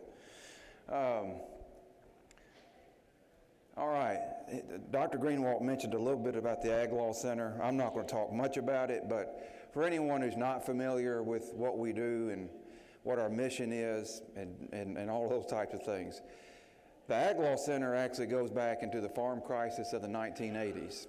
And you just think about a time period in American agriculture where, particularly coming out of World War II, where there just generally been a lot of prosperity. You get into the 1980s and the music stopped.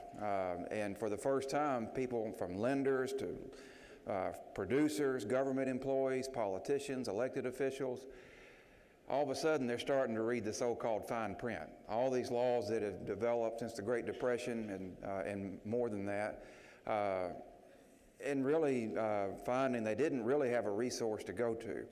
And it goes back to Senator Dale Bumpers. He was a senior senator in Arkansas, and he was chairman of the Senate Agriculture Appropriations Subcommittee. It's a mouthful, but it's a pretty powerful position in agriculture. And the idea was pitched to him, and I know this because I wrote him a letter when I became director many years ago and found out this was his first earmark as a U.S. Senator, which is kind of amazing to think about. But we serve as the nation's leading source for agricultural and food law information, and on a daily basis we work with producers all over the country, all commodities, all shapes and sizes, commodity groups, trade groups, farm bureaus, ag departments, and House and Senate ag committees, other committees of jurisdiction at the state level and the U.S. Congress. The list goes on and on. So that's all I'm going to really say about the Ag Law Center. I will mention one other thing. This is our newsletter, or one of the newsletters we put out. This is called The Feed. It comes out every 2 weeks. It's just a real short, quick rundown of, and in fact, I just saw the test. I know the next one either comes out today or tomorrow. It's just a real fast rundown of issues happening at the state level across the country. You know, when I say short, I mean 3, 4, 5 sentences at the most. And then we put links to webinars, fact sheets, publications, resources that we've developed over the years. And that says a lot. Every 2 weeks we end up having to take things out. That's how much it goes on. So let's jump in and let's talk about some of them. So these are the 5 main areas, and I'll probably kind of weave my way in and out of them, not necessarily all in the order you see. The first one up, whose ox is gored? And I think I'm looking at sort of like what comes after tomorrow. I mean, I know the industry is dealing with a ton of issues right now and very dependent. We had a great presentation just now from Dr. Irwin, and that's just one of many, but big ticket questions of, will there be another farm bill? Will it be a skinny, 2.0 or not? And what are the consequences either way? But beyond all that, as the dust starts to settle, we're all going to come up and look at a $40 trillion national debt. And for an industry that's thoroughly integrated and dependent upon a lot of federal investment, I think that warrants us talking about just a little bit more. Potential calm in the storm. There is a storm with respect to pesticides. The United States Supreme Court has recently decided to take up a case that I think is going to be transformational for production agriculture. We'll talk about that in a minute. Tariffs, that's all the talk everywhere I go. And I'm raising the question of, is this a new normal for us? And there's been some recent developments as of just yesterday afternoon, in fact, we'll touch on. Then Prop 12, this is the animal welfare law that was passed in California a few years ago. And even though it seems kind of specific to the animal welfare issues, and it went up to the United States Supreme Court, I'll talk about that and the decision they made. But I think that is another one to really keep an eye out as we think about how future of ag policy. And then who lives the longest? Or my mother was an English teacher. Who lives longer, too? She'd be proud of that.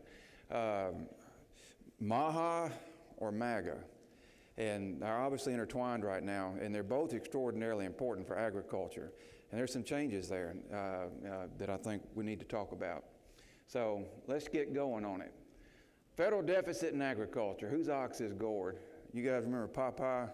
I'll gladly pay you Tuesday for a hamburger today. With minor exceptions, for over 20 years now, there was a little bit of a decrease in the deficit along the way. But in general, every day for over 20 years, when I've done presentations that it was relevant, I've been able to say, we have the largest federal deficit in American history. And I could say it the next morning when I got up. I could say it before I went to bed, and it'd be truer than it was that morning. It's just continually going up. And this is a pretty crude chart. This is from Congressional Budget Office. Really what you need to take out of this, this is obviously for 2024, but it pretty much mirrors subsequent fiscal years. This is what we budget for. This is how much we bring in. This is just basic math. This isn't me making it up or anything like that. This is just the basic math of how our federal government funds and is funded. We budget about $6.8 trillion a year. In terms of revenue, we bring in under $5 trillion a year. So we spend about $2 trillion a year, more than that actually, than we bring in. And we've been doing this and we're continuing to do it for a long time. The part that I think for agriculture, you have to really think this through. This isn't such an easy thing to solve. And let's say we had a balanced budget right now. We still have roughly a $40 trillion debt to deal with. So we got to get ourselves in a posture where you're actually reducing the deficit. Doing a balanced budget won't even quite get you there. And for an industry that in the last crop cycle and then what came in the last 2 years and then the projections that were put out just in the last 2 or 3 days from USDA, 40% or more of farm income comes from the federal government. We're going to enter deficit politics at some point, and it's going to feel bipartisan when it happens, I think. And it's going to be a difficult political battle for agriculture to face. It doesn't have as many political allies. It's still very strong, but it doesn't have as many political allies as it had. And there's going to be, as that question gets posed, somebody's ox is going to get gored, and agriculture is going to have to fight pretty hard to protect what it has. The other part of this to keep in mind, of that $6.8 trillion, pretty much 2/3 of it is Social Security, Medicare, Medicaid, and interest on the debt, okay? So unless you do some massive reform of any one of those, you got to find savings in the discretionary side. And that's defense and non-defense discretionary spending. And so you begin to see, when we start thinking about where to cut and who gets cut, there's going to be some major decisions have to be made. And then I had put one other graph in. This is Congressional Budget Office. This is through 2034. They're predicting another $22 trillion in debt on top of what we currently have. So something's going to have to give. And agriculture is going to be clearly in the crosshairs as we navigate this. And so think of how we are today. We're trying to figure out how to get bridge payments. Had to fight tooth and nail for the $12 billion. And everybody looks up and says it helps, but it's not enough. We need probably 3 times that or more. It's going to get harder and harder to navigate that. All right. Second item, calming the storm. And I put all these as question marks, by the way, because these are things that they're deeply on my mind every day. For several years now, a decade or more easily, I've done a lot of presentations in different groups, and particularly those that would say, hey, well, we want you to look into the future, kind of tell us what's coming next and things. And I would go 10 plus years ago, I'd say, I always say crop protection, but pesticides, I go back and forth on that. I said, I just think the world is going to get tougher and tougher for this. And for a variety of reasons, and we've seen this now. We now have, it takes 10 plus years to get for a company to get a product approved by EPA. Then it goes out to the states, and the states approve the label. Now we're in a world in which, on one hand, you have chemistries like dicamba, sulfoxaflor, in a different way, chlorpyrifos. The challenge is to the actual registration. So when you get a product approved, after tens of billions and years of research and development, now you can enjoy the fun of a roller coaster ride of going into the court system to see if you can even continue to sell the product and make it available that you just spent all that money on. That's on just that aspect. Then you have the civil litigation that just on Roundup alone is well over 100,000 individual legal actions that have been brought. And the basic claim is that the manufacturer knew or should have known that the glyphosate was a likely carcinogen, that it would cause cancer, it would cause non-Hodgkin's lymphoma. And some of those verdicts, they're upwards of $100 million, sometimes more, double-digit dozens, millions of dollars. They're not all a legal victory for the plaintiff, but when you have 100,000 of these in the pipeline, and you could take anywhere from 10 million or more in each one, you don't have to have a very fancy calculator to figure out how that plays out. And so there is this storm with pesticides, and I put up there consumer influence. I noticed, today's Wednesday, isn't it?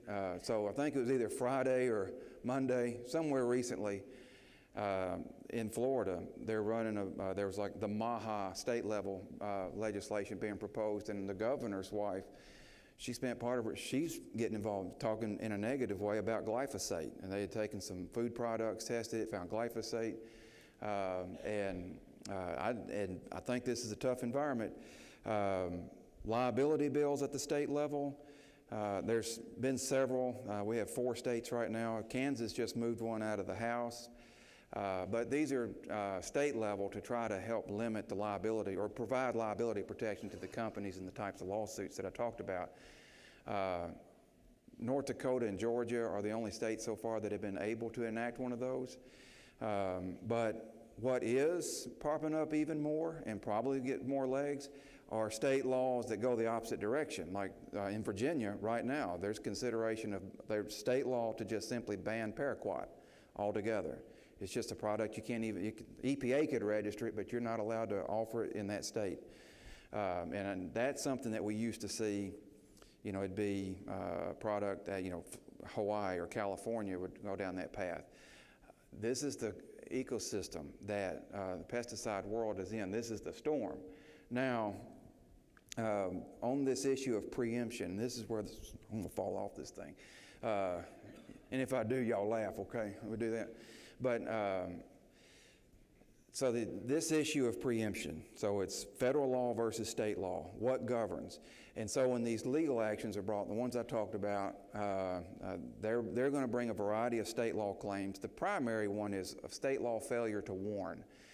But the defense, the legal argument is, well, FIFRA, the Federal Insecticide, Fungicide, Rodenticide Act, which is the U.S. registration and marketing law for pesticides. That's what EPA implements in registering products. The argument is that, well, this preempts these state law claims. The label is the law. You know, the registrant goes through the regulatory process. EPA communicates to them what the label has to be, and that becomes the law. The label is the law. A person doesn't comply with the label, they can be, they're not going to be protected. And so the legal argument there is this preemption. Does this federal law preempt these state law claims? If it does, it makes it almost virtually impossible for these legal actions to be brought into the future. If it doesn't, it's an open pathway to these legal actions being brought to, in the future, to all kinds of chemistries, not just Roundup. And so far in the court system, in the federal court system, we've had 3 circuit courts of appeals that have ruled on this. The 9th Circuit ruled that FIFRA does not preempt these state law claims. Then the 11th Circuit came along and they made the same ruling. They also ruled that FIFRA does not preempt these state law claims. The third leg of the stool was the 3rd Circuit Court of Appeals, and they ruled just the opposite. They held that FIFRA does preempt these claims. And now you have what's known as a split in the circuit, and that increased the chances of the United States Supreme Court taking the case up, and that they were asked to do so. And just recently, they agreed to take this case. And I think this is one that, for the future of the industry, is distant as far away as words like preemption sound and the Supreme Court, and it's not in your front windshield every day. I think this would be one of the, it might even be the top issue that I would rank out for those things in the legal system that are really going to rethink and reshape ag policy. I'll come back and say a little bit more on pesticides as we work into the, I'll talk about MAHA for a couple of minutes, but it's possible, and I think probably the most likely outcome is that the Supreme Court will rule that it does preempt state law claims.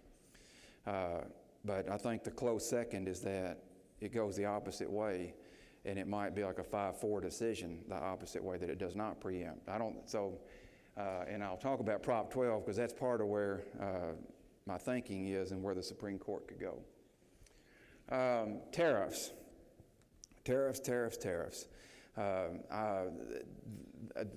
In virtually every place I go, this is a number one talked about issue and asked about issue. I was at just a few days ago, I was at the UK Embassy. We did a round table. It was obviously front and center. They wanted to talk about IEPA, which is the International Economic Emergency Powers Act. That's the issue that's right now. It's at the Supreme Court, and I'm going to talk about that.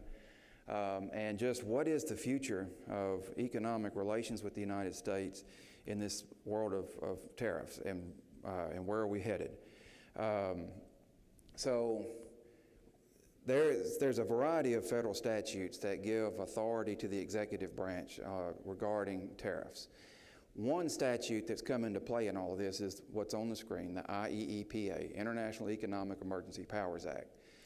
And there, the Congress, back in the 70s, delegated some power, to legal question as to how much, to the executive branch to declare a national emergency and then to do a variety of things. There's several verbs in the word and the things that presidents can do.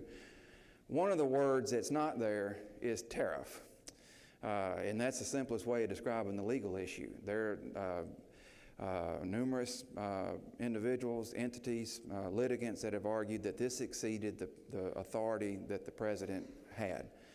It's so far gone through the Court of International Trade and to the Federal Circuit. And both of those courts, the Court of International Trade went first, and they said it was in fact unlawful, that IEEPA does not allow a president to use, to levy tariffs in this way.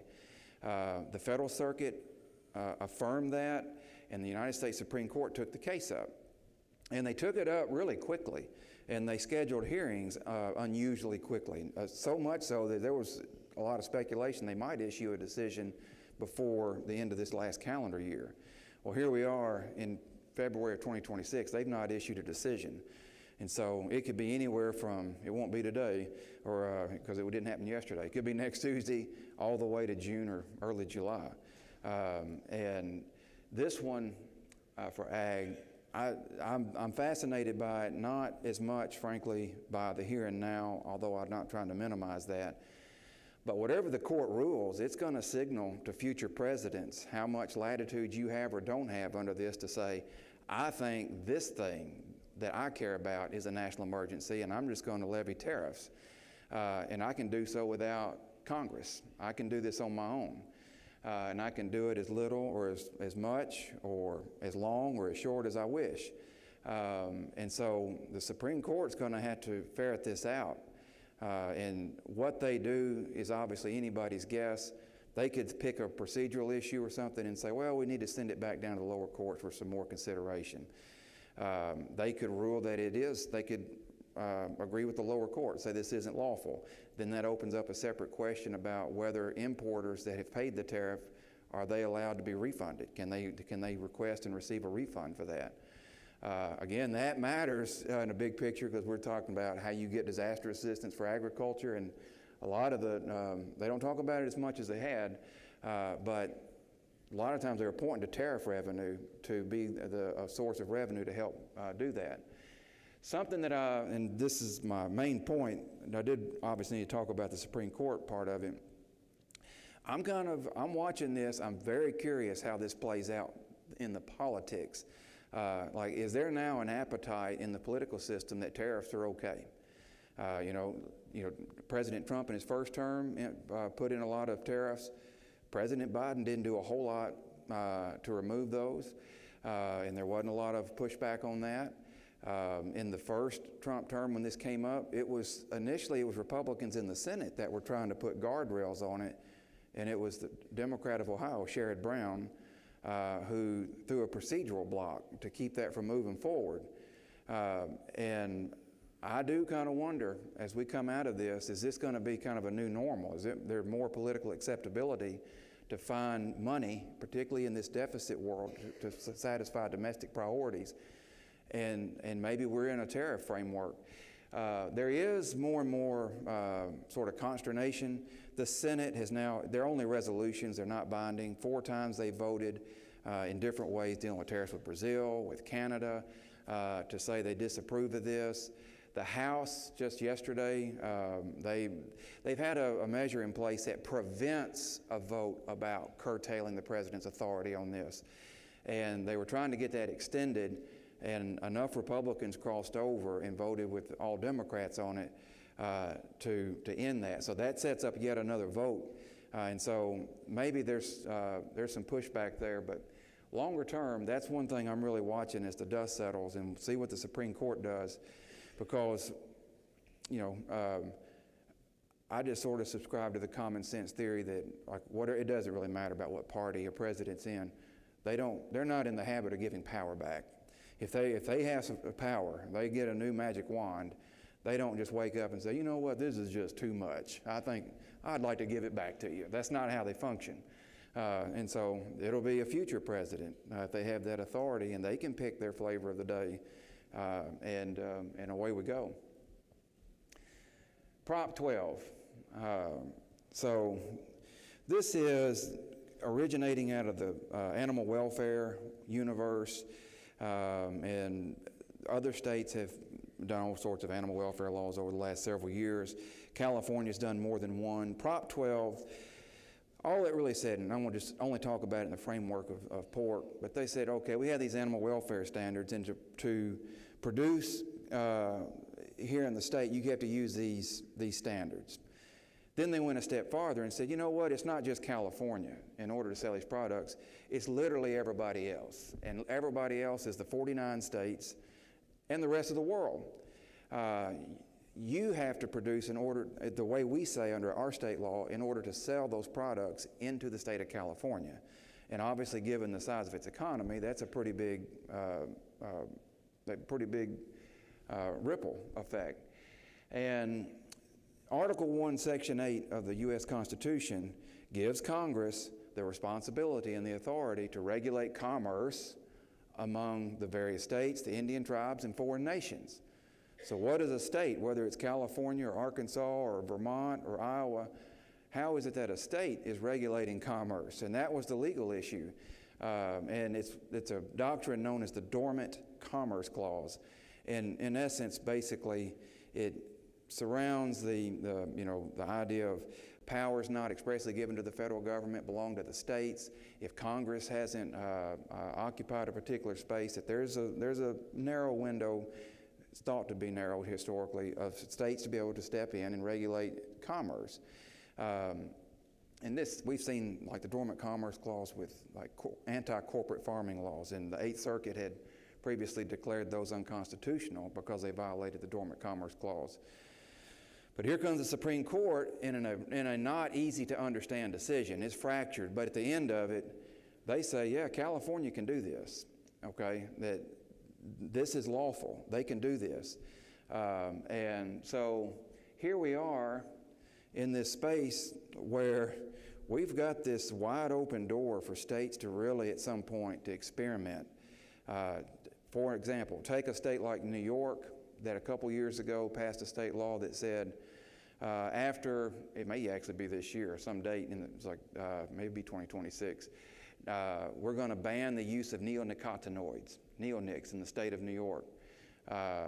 This opens the door up for a state to say, you know what, we should try. We could just see if it works. We'll pass a law that says unless you can prove that you didn't use neonics in the production of these products that have been processed and shipped into the state, then you can't sell it here. Same way California. And you could go through dozens of examples. And right now, you know, there's been tremendous ink spilled and efforts to find a legislative fix to this in Congress. And as of yet, not successful. And based on the proposals that were made last year, based on the conversations I've had with various interests that want to discuss this issue, like thanking congressional staffers and the like, I kind of conclude that in and of itself, Prop 12 is here to stay. As much as it's been reviled, I think it's here to stay.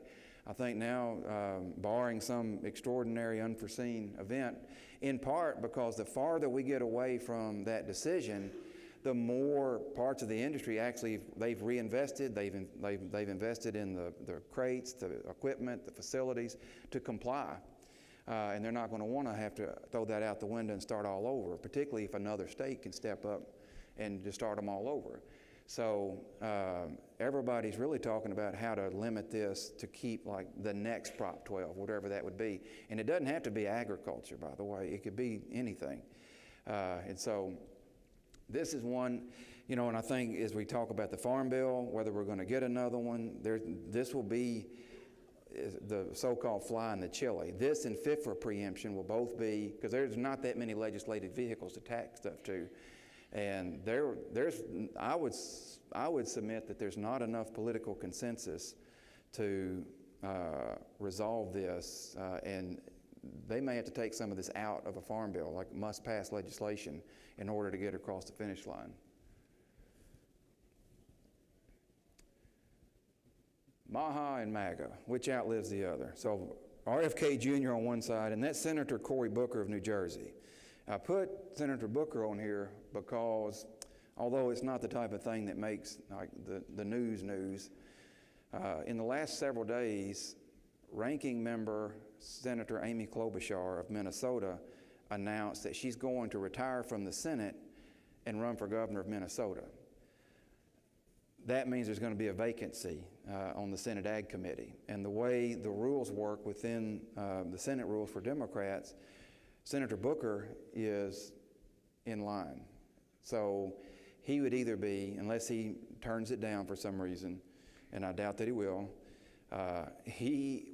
be either the ranking member or the chairman of the Senate Ag Committee, depending on how the midterms turn out, and control the Senate.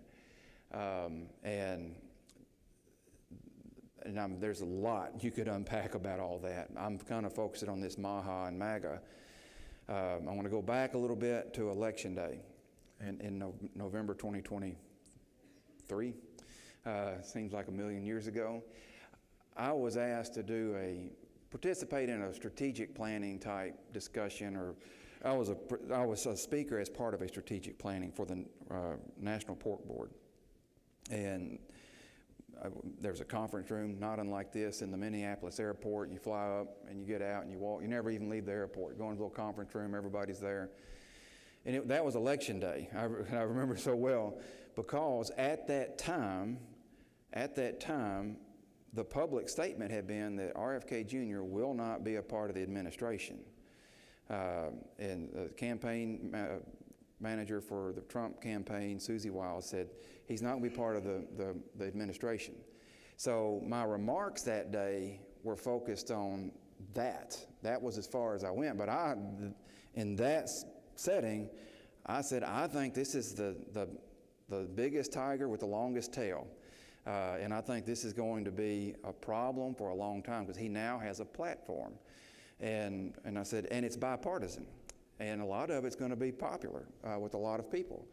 I said, because just as we talked about pesticides, I said the original attorney to start signing up for these 100,000 plus lawsuits is RFK Jr. He was the first out of the gate. I called him the original gangster. It's been a little funny. He's the OG in all this. But I said, this is going, he now has this platform. I said, we can't forget. I said, that was November. I said, it was just several weeks ago or months ago, he was running for president as a Democrat. And I said, and he openly, very publicly shopped both campaigns looking for, I will give you an endorsement in exchange for something.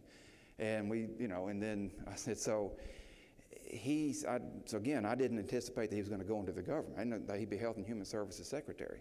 But I said, I think this will be an issue for you for a decade from now. The fact that he's now legitimized and he's a kingmaker in a national election. He can be a spoiler. And so, and right now they've really let off the pedal at the federal level on the pesticide initiatives that they had.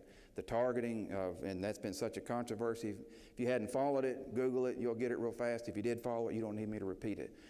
But it was an all hands on deck effort from in the ag industry to, when you get the Maha report, the preliminary report, then the full report, to navigate how they discuss pesticides in that. But my very clear understanding in the situations I'm in, they've just made a practical consideration for the time being. Just go back, just focus on like the food dyes, the food processing, and focus on that to come back to pesticides later, that they're realizing they can't win a two-front war. And where they are having a lot of success is at the state level. And that's where you're seeing like these bans, 5 minutes. You only got 5 more minutes putting up with me. But that is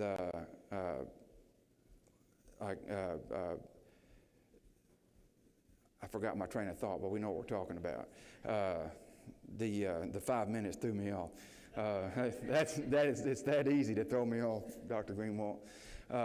But I think this is the tiger with a long tail. And now, and I did want to highlight, there's a lot of agreement in this MAHA movement, particularly in Cory Booker's world, and not just on like food and health issues, but research and promotion programs, AKA checkoffs. In the 2018 Farm Bill, there was only 10 amendments allowed on the Senate floor to be voted on.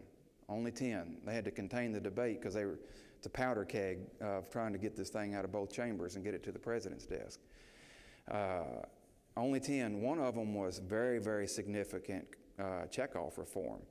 And Cory Booker, Mike Lee, Republican of Utah, and others co-sponsored, bipartisan. It did not pass, but it got 38 votes in 2018. It got 38 votes. That could come back. And I think it really puts a pressure cooker. When I see Chairman Thompson, G.T. Thompson of Pennsylvania, Chairman of the House Ag Committee, he scheduled a committee markup for the 2.0 Farm Bill later this month. I am fascinated to see how this moves procedurally through the House and then what can be done in the Senate, because if we get too close to November, it's going to get too difficult to do anything, Farm Bill or otherwise, politically. And then you're left with the distance if, say, Democrats win either chamber, the power flips. And, the pollsters, the pundits would pretty convincingly predict right now the Senate stays Republican and the House goes Democratic. Then you're left with that distance between November and the new Congress officially coming in January. If you get past that, I don't know how you get to a Farm Bill. And so there's a real, and that's a huge discussion, and I'll wrap it up on that because I bet I got like a minute left. Like the Farm Bill, we might have seen the last one. We might not have. Like the true multi-year, 5-year Farm Bill that we've been doing fairly reliably since the Great Depression, 1933. And we're in this, for those of you who ever watched the Godfather movies, and you know the scene where Don Corleone's son gets killed at the turnpike, and then there's all this retribution and violence going back and forth. And it's only in that one sit down with the 5 families. He's the one that says, we have to stop doing this. That's my best Marlon Brando. But we're not going to survive if we don't call a truce. And we're going to have to quit killing each other over this. Terrible metaphor, but we're going to need a Godfather moment as it relates to the Farm Bill. And I think what's at risk long term, and this is as nerdy as it gets, what's at risk long term is committee jurisdiction in the U.S. Senate and the House. If we start getting to where these interests that are sometimes frenemies, they're not quite friends, they're not quite enemies, that work together to get a Farm Bill passed, if they all kind of get to the next train stop and start grabbing their own bag and going different directions, I think then you've opened a cascade that might not be able to be put back together.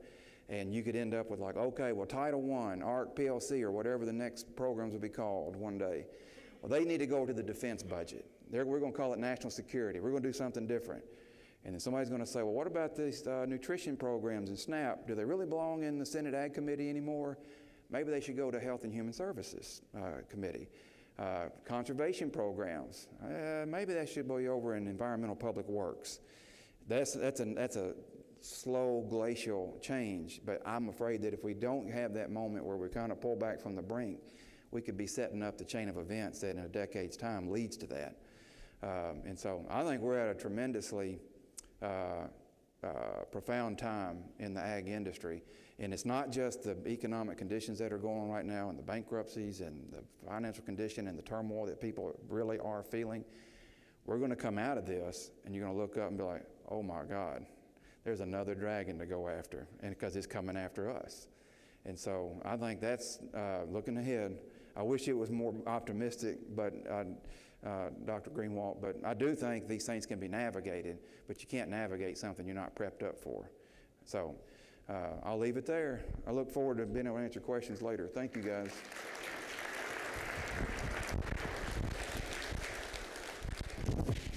Thank you very much, Harrison. Great material. As always, Harrison will be on the panel discussion here in about half an hour. So, Joe, if you'd come up, we'll go directly into our next presenter. Dr. Joe, you can take that with you. Dr. Joe Outlaw, he's a periodic speaker here. Joe, it used to be every 5 years you would come in and talk about the new Farm Bill situation, either leading up to it or implementation phase. But as Harrison's mentioned, we're not on schedule anymore. And Joe was last with us here, I believe, 2 or 3 years ago. Joe's at Texas A&M University, co-director of the Texas A&M Food Policy Center, where they interact with members of Congress and committee staff to provide feedback on consequences of agricultural policy change. Joe Outlaw, thank you so much for joining us again this year. Thank you, Bart. I always like coming to Jonesboro because it's a pleasurable drive. Even at 1 o'clock in the morning last night, I have a very weird life. Yesterday I was sitting in a chair at the pool in Palm Springs, and today I'm here. So I'm not sure which one's better. So I'm going to go through a lot of some of the stuff that Harrison brought up. I'm glad that he said some of the stuff he did, because it'll give me something to disagree with in front of everybody. Our center has done work for Congress for 42 years, behind the scenes, doing WATF analysis. And because of that, I get a front row seat to what they're actually looking at. And the other beautiful part of all this of getting old, Bert, is that I have a hard time saying things about what's going on in Washington, because currently 2 of my former students are on Senator Bozeman's staff in the Senate Ag Committee. 2 of my former students are on the House Ag Committee staff with Chairman Thompson. And one of my former students is now the chief economist of the U.S. Department of Agriculture as of a couple of weeks ago. And so if I say things aren't working very well up there, they hear about it and they get really upset with their mentor telling them that they're not doing their job. But every once in a while I have to say that stuff. So we're not there yet, but we're getting close. I do need to start off with the economic picture. I'm not going to try to convert everybody to be an economist today, but I will say this. An index of all the prices you pay is this blue line here. That's from USDA. The index of all the prices received for row crops is going down, and that's diverging. It's a terrible thing. They call that a cost-price squeeze, where costs are going up, prices are low, and we're not making any money. That's kind of a little bit of a backstop. If you look a little bit closer at the data, again, I look at 2011. Why do I do that? Because how many of you are farmers in here?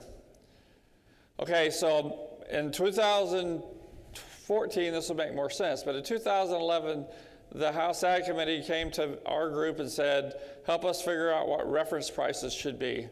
And I'll just tell you that the data we used was 2011 data.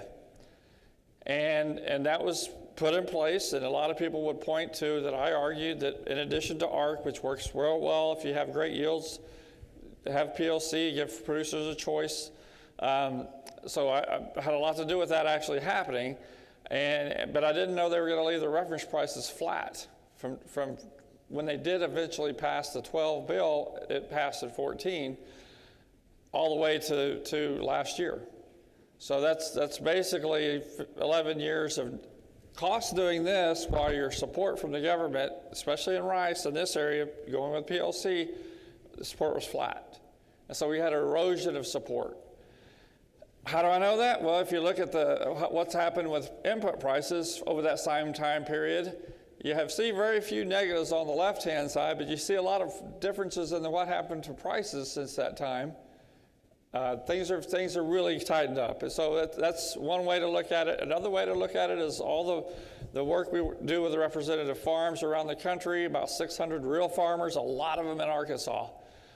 We have many different farms in Arkansas when I show you the map. And this is groups that we pull together. We build a representative farm for the area on paper and simulate it in our models, and that's how we tell Congress this is how things are going. You can see we've got a lot of work with the cotton and rice in Arkansas as well as all over the country.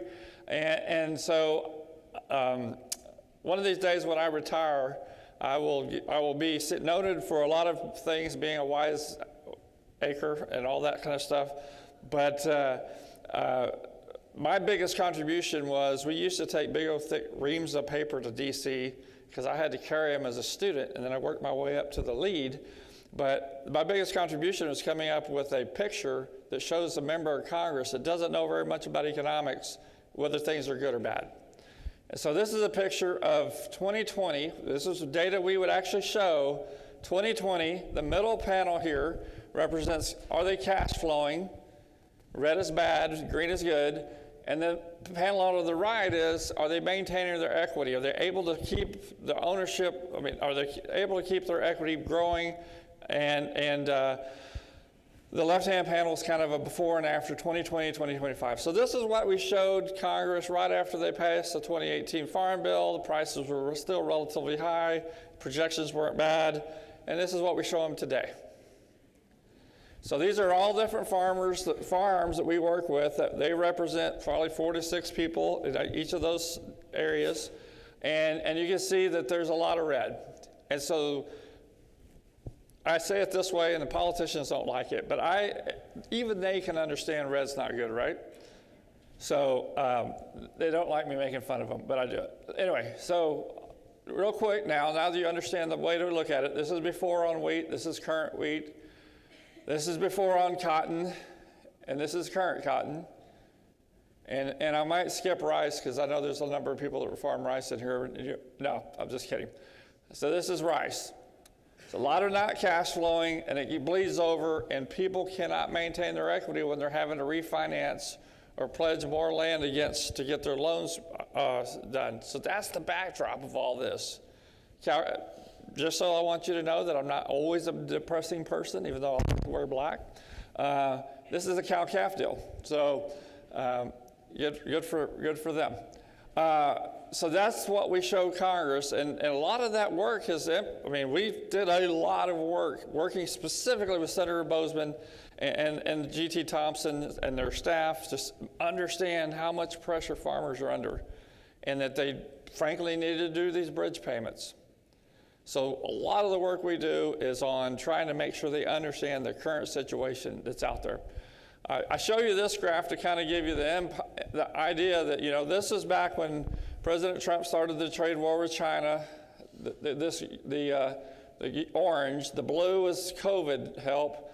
And then since that time, we've done a lot of ad hoc assistance.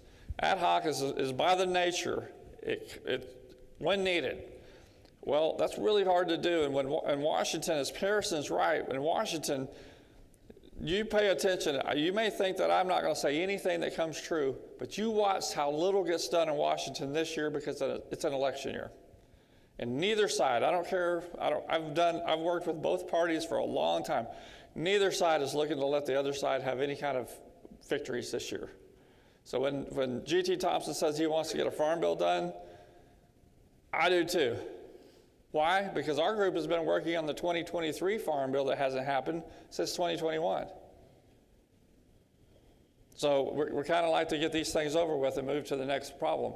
But this is a real problem because when the safety net wasn't working and that came up with people coming up with, I'll just tell you, I was in a room and they said, when you got ECAP, they said, how are we going to justify ECAP? And I said, justify it based on economic losses. You know what the E in ECAP stands for? Economic losses.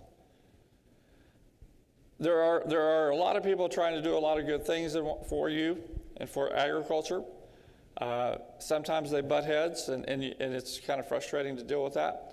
The Big Beautiful Bill solved a lot of the problems. The need of a farm bill is still there. But the safety net portion of the Farm Bill got moved into the Big Beautiful Bill when they failed to get the House and Senate bills were not moving. The only bill last year that really moved that was going to be useful was the big beautiful bill named by President Trump. And the reason why it was so useful was the Senate couldn't, the Senate has 53 to 47 majority Republican. Okay, that's fine. So they could pass a bill on a 50% vote, but a farm bill is a 60 vote bill. If you got to have 60 votes, you got to have, so you got 53, you need 7 Democrats to come across. And when you take money from Democratic priorities to fund producer safety net, which they did, they weren't going to get any Democratic votes. And the same thing on the House. The House margin is even narrower. And so that's why we couldn't get a bill. The big beautiful bill was done under a different set of rules, which only requires 50% vote in the Senate. Hence, that's why in our world that I live in and Harrison pays attention to, the only big bills that have happened recently is the Inflation Reduction Act passed under Biden, 100% Democratic votes done under reconciliation. The big beautiful bill, 100% Republican votes done under reconciliation. So a lot of stuff in Washington doesn't move because of the politics is just really vicious at this point. Worse than I've ever seen in my life. But anyway, the big beautiful bill included a lot of things for producers. In fact, I'm going to tell you right now, if you are a producer, you're going to get the biggest payments you've ever received in your life this October, whenever the 25 payments come out. That's not a good thing. We want those payments to be zero. If you think about it, they're counter-cyclical. We'd rather get it from the market. But if the market is messed up, whether the president messed it up or whether somebody else, some other foreign country is subsidizing their producers so much and killing the markets, I'm not here to say that today, but I'm just telling you, when things are bad, the safety net is supposed to step in, and it's going to this fall. So much so that if you're a rice producer and you don't have your entity structure, you're going to be leaving a significant amount of money on the table. And that is going to be a problem. Why? Because the press is going to give you credit for getting all those millions of dollars as an industry in rice or cotton, but you're not going to get it. Why? Because payment limits are going to be binding, because the payments are going to be that big because prices are that terrible. And that's the world we live in. We have a lot of things that have been improved. The reference prices were increased significantly. Again, so the first time since they were established with 2011 data. And then ARC has been made better. How do you make a program like ARC? It's a shallow loss program that pays a band. Well, they made the band wider, and they made the trigger higher so that it's going to trigger sooner and more. So if you're a soybean producer in this state and you're been an ARC, it's going to be better. If you're a rice producer and a cotton producer in this state and you've been choosing PLC, it's going to be better. They did a lot to make things better, and they basically took the safety net provisions of both House and Senate bills, and they shoved them into the big beautiful bill that was going to move, which was absolutely imperative for the agriculture because things are really that bad. And so that's good. There was also the opportunity to add some base acres, and work that I've done and others have done says there's a lot more base that is going to be wanting to be brought in than the 30 million acre cap. So if you're a farmer out there and you know that you've been farming 1,000 acres and you only had 500 acres of base on that farm, and you can document it, the FSA has that all planned, you're going to be able to add, it's going to be prorated back to so that we add no more than 30 million nationally. Still a good thing, still going to get support. So you can see from this real quick, reference prices are a lot higher. Those are the statutory, that's the in the law reference price. We also have the effective reference price that allows it to move up if prices over the last 5 years were good, and I'll show you that in just a second. So the other things, they also increased payment limits from $125 per person to $155. And I'm telling you that will not be enough, because most people in this room, if you're a rice farmer, you set up your entity structure for about $100 payments per acre. And these payments are going to be a lot more than that, a lot more than that. And so there's going to be a situation where we use the fancy policy term of leaving money on the table. That's the deal that says you had enough acres for this much money, you have enough people for this much money, which is less. So there's other rules that happen, they put in place. The payments are going to be significantly higher. I'm not going to beat you to death with that. But the other thing that they made a significant change. So the state, not all of the Farm Bill could move in the big, beautiful bill. They left a bunch of it behind, and I'll talk about that in just a minute. But crop insurance changes were done, and this is something to pay particular attention to. I've been doing all this stuff for a long time, and crop insurance is very, very useful to folks. But what they have done in the big, beautiful bill is they increase the premium support, so you pay less per of the fair premium, whether you're an enterprise unit or optional units. And they did that, which is going to make it where you could be more affordably buy up higher levels of coverage, which protects you more. But they also did something really, really important, and this is the red part here. Supplemental coverage option used to be if you had ARC, you couldn't buy it. They're both shallow loss plans, but now if you want to buy both, you want to get the free one from FSA, ARC, and you can also purchase SCO. Similar programs, but now you can do them where it was prohibited prior to that. ECO is another area plan. ECO, SCO are area plans that pay if the county has a loss, and what they're trying to do is the future of ag policy. So if you've heard it here first, not a lot of people are going to go out of their way to do this, but I'm going to tell you, and I know that there's at least one lender that I'm friends with in the room, but I tell people this all the time. An individual policy is great, but most people, especially with the high input prices, high interest rates, you cannot afford a 25% loss before you get paid. And so that's what our normal insurance, if you're buying 75% coverage at enterprise units, if you get a payment on that, you've lost 25% already, and that is in this world, the margins are so tight, you've lost a lot of money at that point. So what are they trying to do with the area plans? They're trying to get you to buy up into that level of, into your deductible area so that you get support from this insurance product sooner, so you don't have to lose as much. And why did they do that? I can tell you that this is the future because they subsidize that at 80% now, so that the farmer pays 20% of the fair premium, the government's paying 80%. Why are they doing that? Because remember that gray part where I said all that ad hoc? They cannot continue doing that. This is supposed to replace that.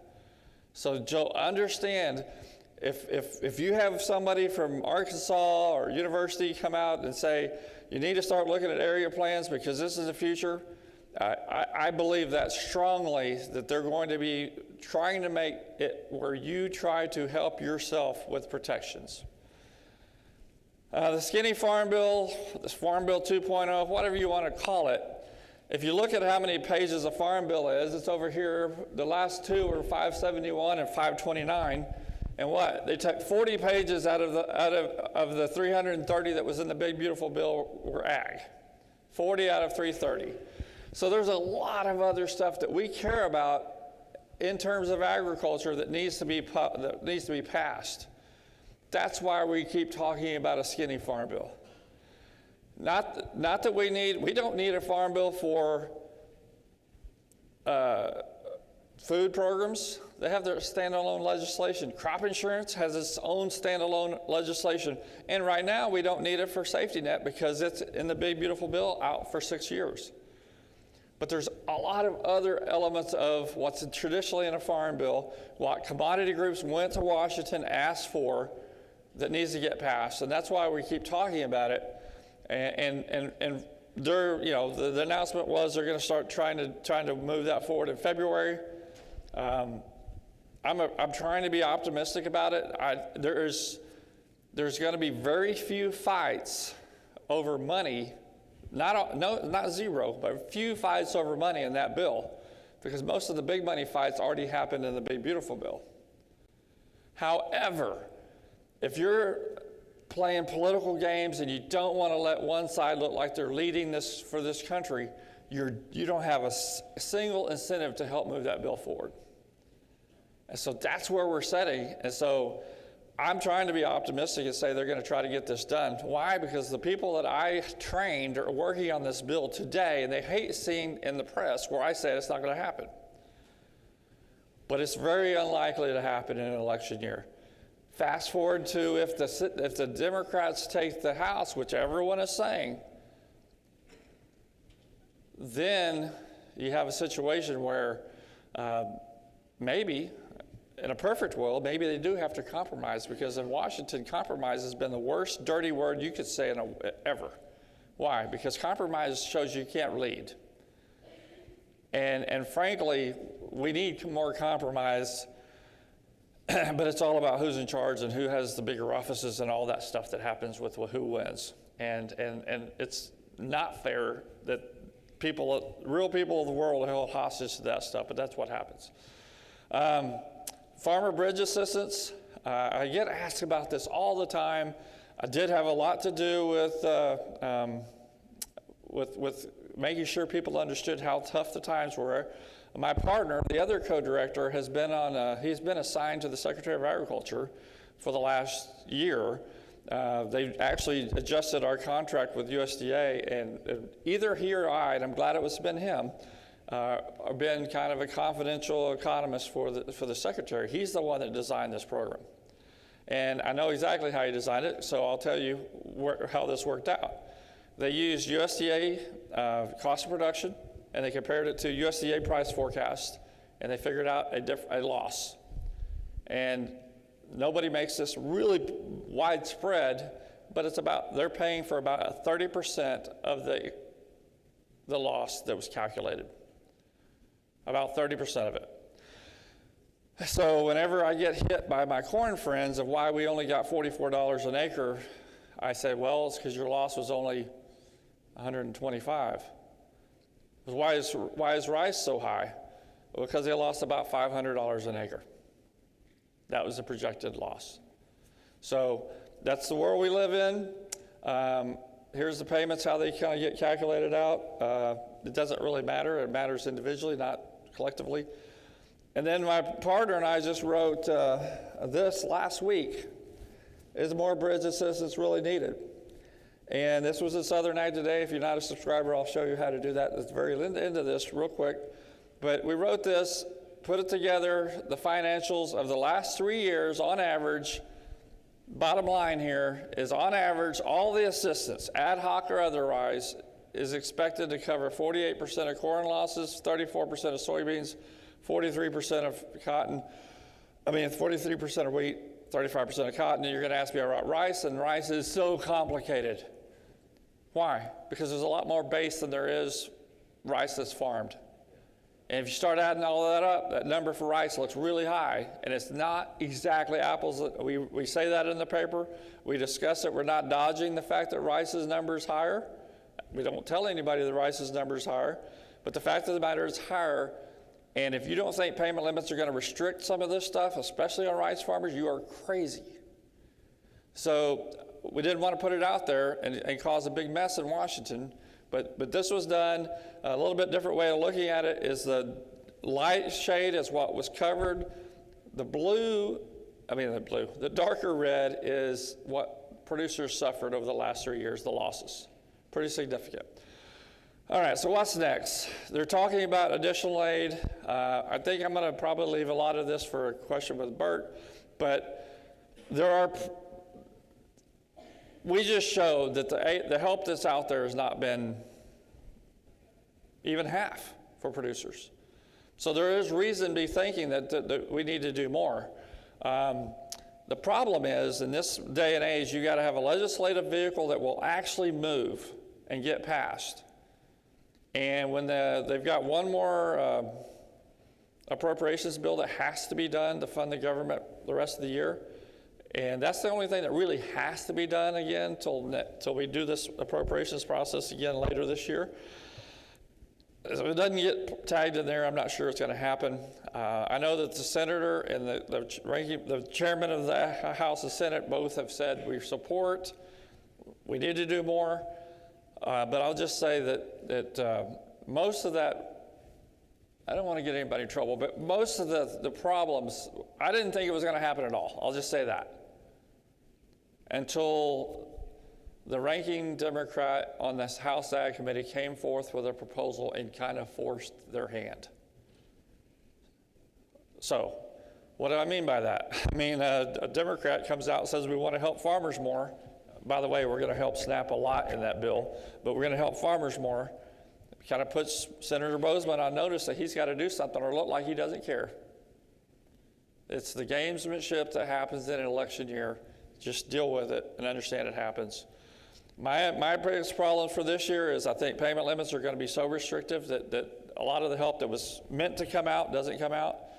And the last thing I'm going to say is understand the shallow loss insurance product is the future. And it's going to be a significant part of the safety net as we go forward. It is producers making the decision to spend some money to really protect themselves. And I think that's important. If you want to know more about Southern Ag Today, if Harrison's still in here, I don't see him. Where'd he go? Okay, so Harrison writes on Friday, so you can just delete Friday anytime it comes to you. It's you saw how depressing it was. It was terrible. So, but policy comes out on Thursdays. It's trade and policies. Now, we all do a really good job of writing things that are important to producers in the South. And if you want to subscribe, you can do the little capture on that like you're ordering at the restaurant and sign up for it. And if you have any feedback on that, this was my idea, so I will say that a lot of people do the work, but this was something that I thought needed to be done for the South, and it is a platform that we have been very successful with. So with that, I think I'm done, and 3 minutes to either give back to take questions now, or we can just go straight to the whatever you want to do. We're going to go straight to the discussion panel, so these gentlemen are going to move the chairs on the stage for us. Harrison, you can come up, and Scott Irwin. Okay, so we do have some time reserved for questions and discussion. We're going to configure here seating for our guests or our speakers. Our three economic presentations are the focus of this time. And I guess we have an extra, that's fine, okay. I think this has to be the tallest panel in the history of ag economics. Yes, height-wise. yes.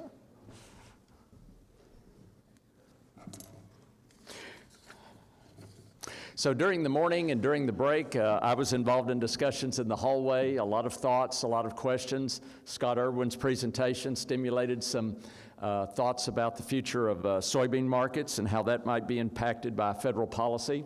And Harrison, let's move down one and we'll just scoot this. So, let's see, Mr. Bridgeforth, I know you're here today. Do you have a question to start us off? Do you have something? Mr. Bill Bridgeforth? Bill Bristol. I'm sorry. I think I'll have a question for Harrison based on what he said. Over the last year or so, the incredible increase in the price of silver and the incredible increase in the price of gold. Do you think that is because of the things you pointed out about the deficit and everything in your presentation? It's on. I honestly don't know. And I know that that's a real thing, and I follow it, but I just think, well, I can't figure it out, and I want to go squirrel hunting this afternoon. So, but these gentlemen were going to have a lot more insight on that than I would, but it's something I haven't wrapped my mind around. Well, I'll follow up with that. So for Scott Irwin, we've been seeing some of the commodity prognosticators saying that, the commodity markets in general are very strong, except for agricultural commodities, right? So should we expect at some point some spillover from gold and silver and others? Is there a connection? Is that, maybe a pattern that was in the past but no longer is connected? What's your thought? Any connection between like precious metals prices and I like to think of crypto now being in the same category, to agricultural commodity prices is not because there's just some natural relationship between those commodity sectors, but because they're reacting to the same underlying fundamentals. For example, in the 1970s and early 1980s, there was a big correlation between precious metals and ag because they were both reflecting the very high inflation that we had at the time. And then after the inflation came back time, that connection was lost. And so I think that's some of what we've seen of maybe some co-movement there. But I think, you know, that the precious metals are reacting more to volatility in global geopolitics, particularly the uncertainty introduced by the dramatic change in U.S. trade policy, the tariffs that you talked about. Anything that just makes people nervous is going to drive up gold, silver, and crypto. And a lot of people are really skittish right now, is the way I would describe the world. Had a question come in for Joe Outlaw. Joe, back in December, a lot of the meetings producers were attending. There was, you know, the FBA, Farmer Bridge Assistance, had been set, but as you pointed out, there's still a gap to fill there. There was a lot of discussion of can there be an additional bridge payment, a supplemental bridge payment. I know Senator Bozeman and others were addressing those questions, and at one time, I think there was some optimism there for a brief period of time. That seems to be less so today. Can you talk about what was driving that discussion and what's happened to that? Yeah, initially, think about the bridge payments were announced from the administration. That was not, Congress didn't do that. That money came from the Commodity Credit Corporation, which is, a lot of people refer to that as the USDA credit card, that the appropriators have to replenish the funds in. But the administration, President Trump figured out during the initial trade war with China in his first term that he could tap those funds and spend it on things that he wanted to spend it on, and then the Congress by law has to replenish that account. So basically, he got the credit for the farmer bridge payments. So in Washington, let's just say it, credit matters, and the Congress didn't look like they had done anything, and people were bringing that up, that we couldn't get a farm bill passed. It's very difficult, even though they had farm bills written but they couldn't get them moved politically. And so there was a lot of discussion about, hey, let's try to do something in addition to somewhere in the range of, say, $20 billion, where the first one was 11 for crops and 1 for specialties. There have been times over the last month that looked like it was a near certainty, and then there's times where I don't think it'll ever happen, and we're kind of back to probably not for this year, because they're kind of want to wait and see how the payments end up coming out with PARC and PLC that come out in October. But the reality is that it's an election year. And if you've been tracing this, like I have to do for my job, a lot of things happen in election year with money being spent out of Washington that maybe wouldn't traditionally get spent. It hasn't been that long ago that Lance Lincoln authorized money on dairy where she didn't really want to do it, but she was facing a tough election that she lost, but they did it. And so those things happen. And in an election year, you just kind of, nothing surprises me. So the odds are mixed right now, in flux. No better than 50-50 at this point. Right, 50-50 at best. Okay, we're going to open up to any other questions from the floor. If you just raise your hand or speak up. Ted Glob has a question. Well,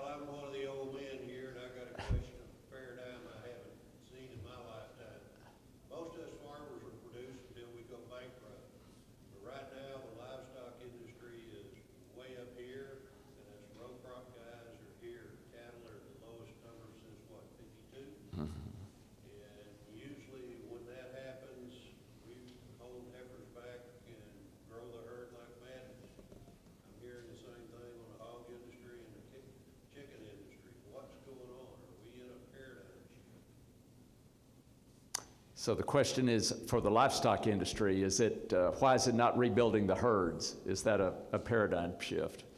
Part of it is an EPA. Okay. Okay, so I'm going to give you the Texas version of it, and Scott can give you the Midwest version of the same answer, and so on. But my version of it is that we have had more persistent drought in my state than any time I can remember. And I didn't say it earlier, but I am a cow-calf guy. My family has always been cow-calf people, and I had to sell more than half of what I own because of persistent drought 2 years ago. I'd rather be selling them this year, by the way. But it is kept people from having the good feeling to hold back heifers. And that's just Texas. Oklahoma is a lot the same. And when you have this persistent drought, if you're going to have to buy the feed for everything they eat for a lot of the year, what makes your incentive to hold them back? Plus the prices are high, and so you can go ahead and make money now versus later. And so I just think that we're in that cycle where we were coming down on cattle numbers, and that's a historical long trend, but it does cycle, like you said. And we're going to turn around one of these days. I'm holding heifers back slowly. A lot of people I know are holding heifers back slowly, not the widespread stuff the market will notice, but it will come back. But don't make any mistake that a lot of what happens on the crop side has fed into where we're at with it being very profitable to feed animals and pay me a lot of money for my calves, which is not usually the case. When the RFS, what he talked about, came out, the livestock industry, the cattle industry in particular, was devastated because feed prices jumped, and I had been used to what I consider to be cheap feed because of our policies. And when we started using a significant amount of the corn crop for ethanol, that changed the picture. And we're living with all that stuff now, but it's flipped right this second. If you want to paint a picture of why our prices are bad, ask yourself this question: why is Brazil expanding area in the face of the prices that no one in this room wants? That's a question I cannot answer today, but that's the question that needs to be answered. Scott, do you have anything? I think that was a great description of what's going on in the cattle market. And just a broader question is, I'm a little skeptical of this argument, but you have to at least acknowledge, is this, evidence that the climate in the Southwest is changing, to be drier. I know one of Joe's colleagues at Texas A&M, Bruce McCarl, is all over that. And so we just have to at least continue to watch. Is this just a big cycle, in a normal cycle of droughts, or is this, I think as you said, Harrison, a new normal? If it's not the new normal, I have all the confidence in the world in my friends in the Texas cattle industry in the Southwest that they're eventually going to come roaring back. But I think the weather is what's been holding them back. I don't think their tendency to eventually take advantage of these profits has changed, unless the weather is just going to be permanently worse down there. And then, maybe some of that cow-calf industry, the expansion will have to occur outside of those areas. But because it's such a huge part of the industry in a big state, that can take a while. So that would be my perspective. Okay. I think Harrison has something to add. It's not EPA when you mention the regulations, but there's another factor as we go forward, the European Union deforestation rule. And Joe just mentioned, why is Brazil expanding? The EUDR it's a rule. It's not in effect. It's kind of ironic. It's not in effect, but it's in effect because of the way it's set up. But its basic intent is to try to prevent, particularly Brazil and a couple of other countries, from removing rainforest to shift into agricultural production. The U.S. has gotten, caught up in that.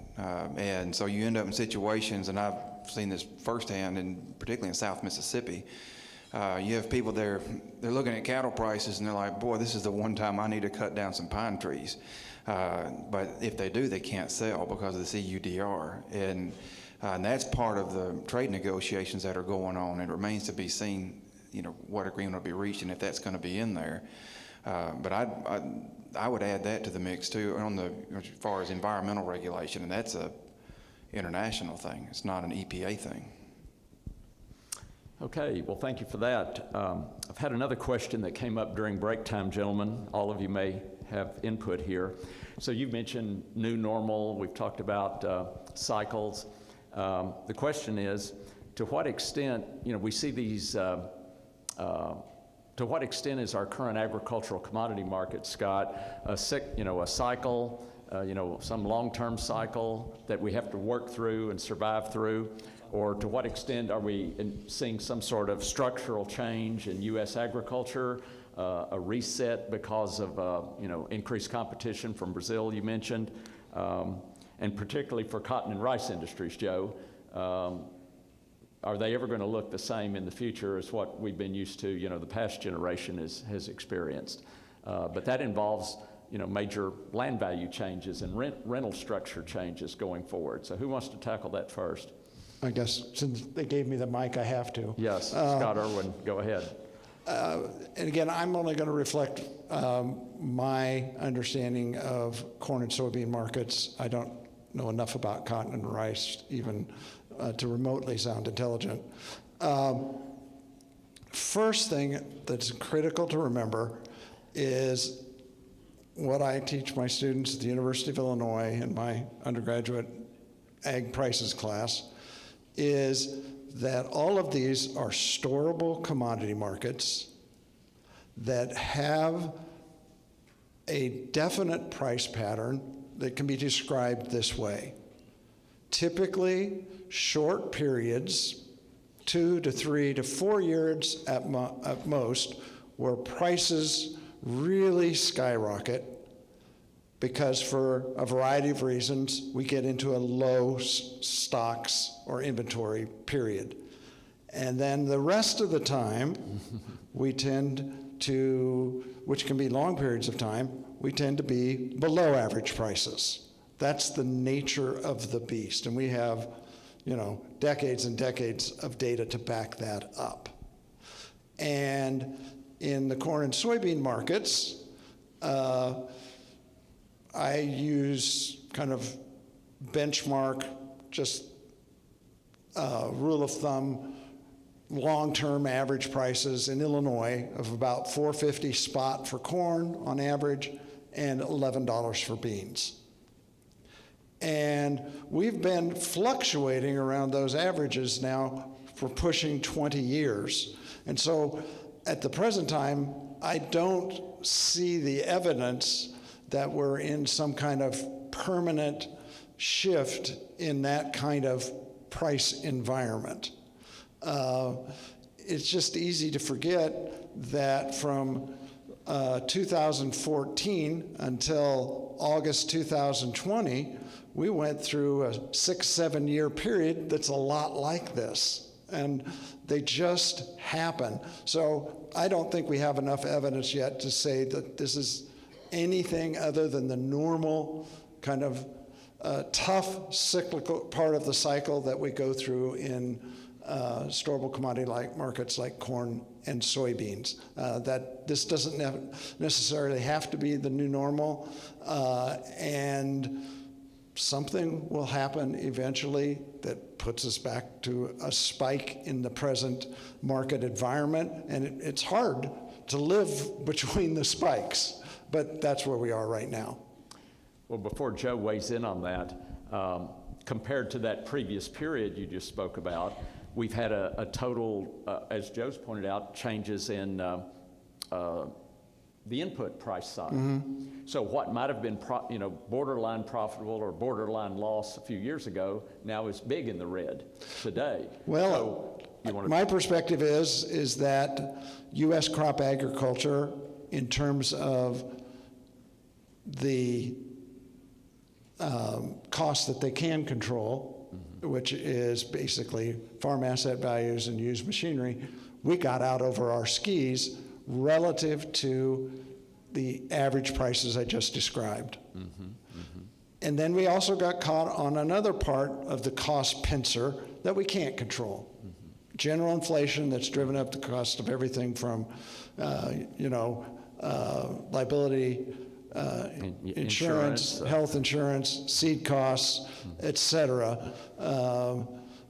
And, we do have a cost structure problem in at least Corn Belt agriculture where I think we are in average prices for corn and soybeans, that we can't make money. And so,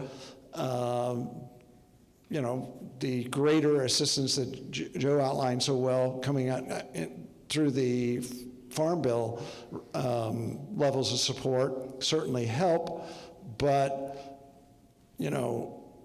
it's just not sustainable in Illinois that you're going to be able to pay in the long run $400 or $450 cash rent on marginal ground. I just think that the sector got a little out over its skis, and we're going to have to roll some of that back because I don't see the average levels that I talked about changing. So something's got to give.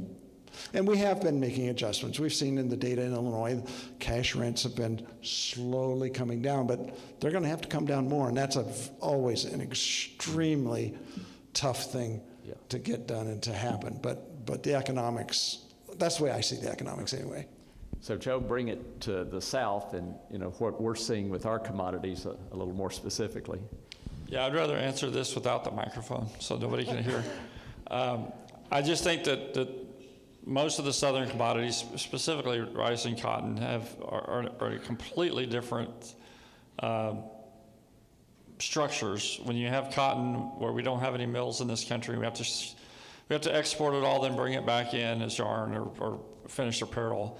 We're absolutely dependent upon people to buy our cotton, and it puts us at a huge disadvantage. On rice, specifically, I do a lot of work on rice, and rice has been used more than any other crop as a trade tool, whether it's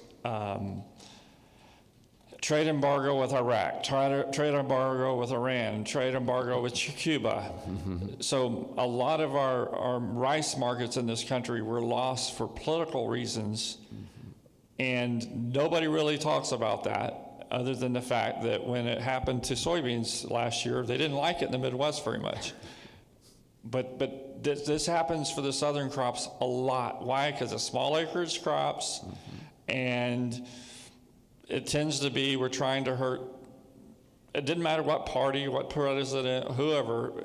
It tends to be used as a tool, and I don't see any acknowledgement anywhere else that has happened, and that the rice industry, through no fault of their own, lost all these markets that they can't get back.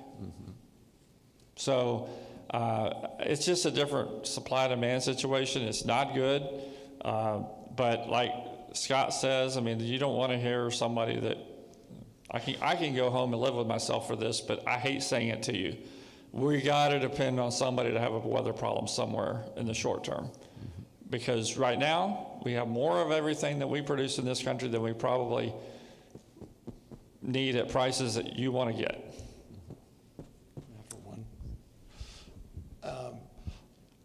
I'm in danger by making this statement, but I think it is important perspective in the Midwest, at least, and so this would affect corn and soybeans here in Arkansas.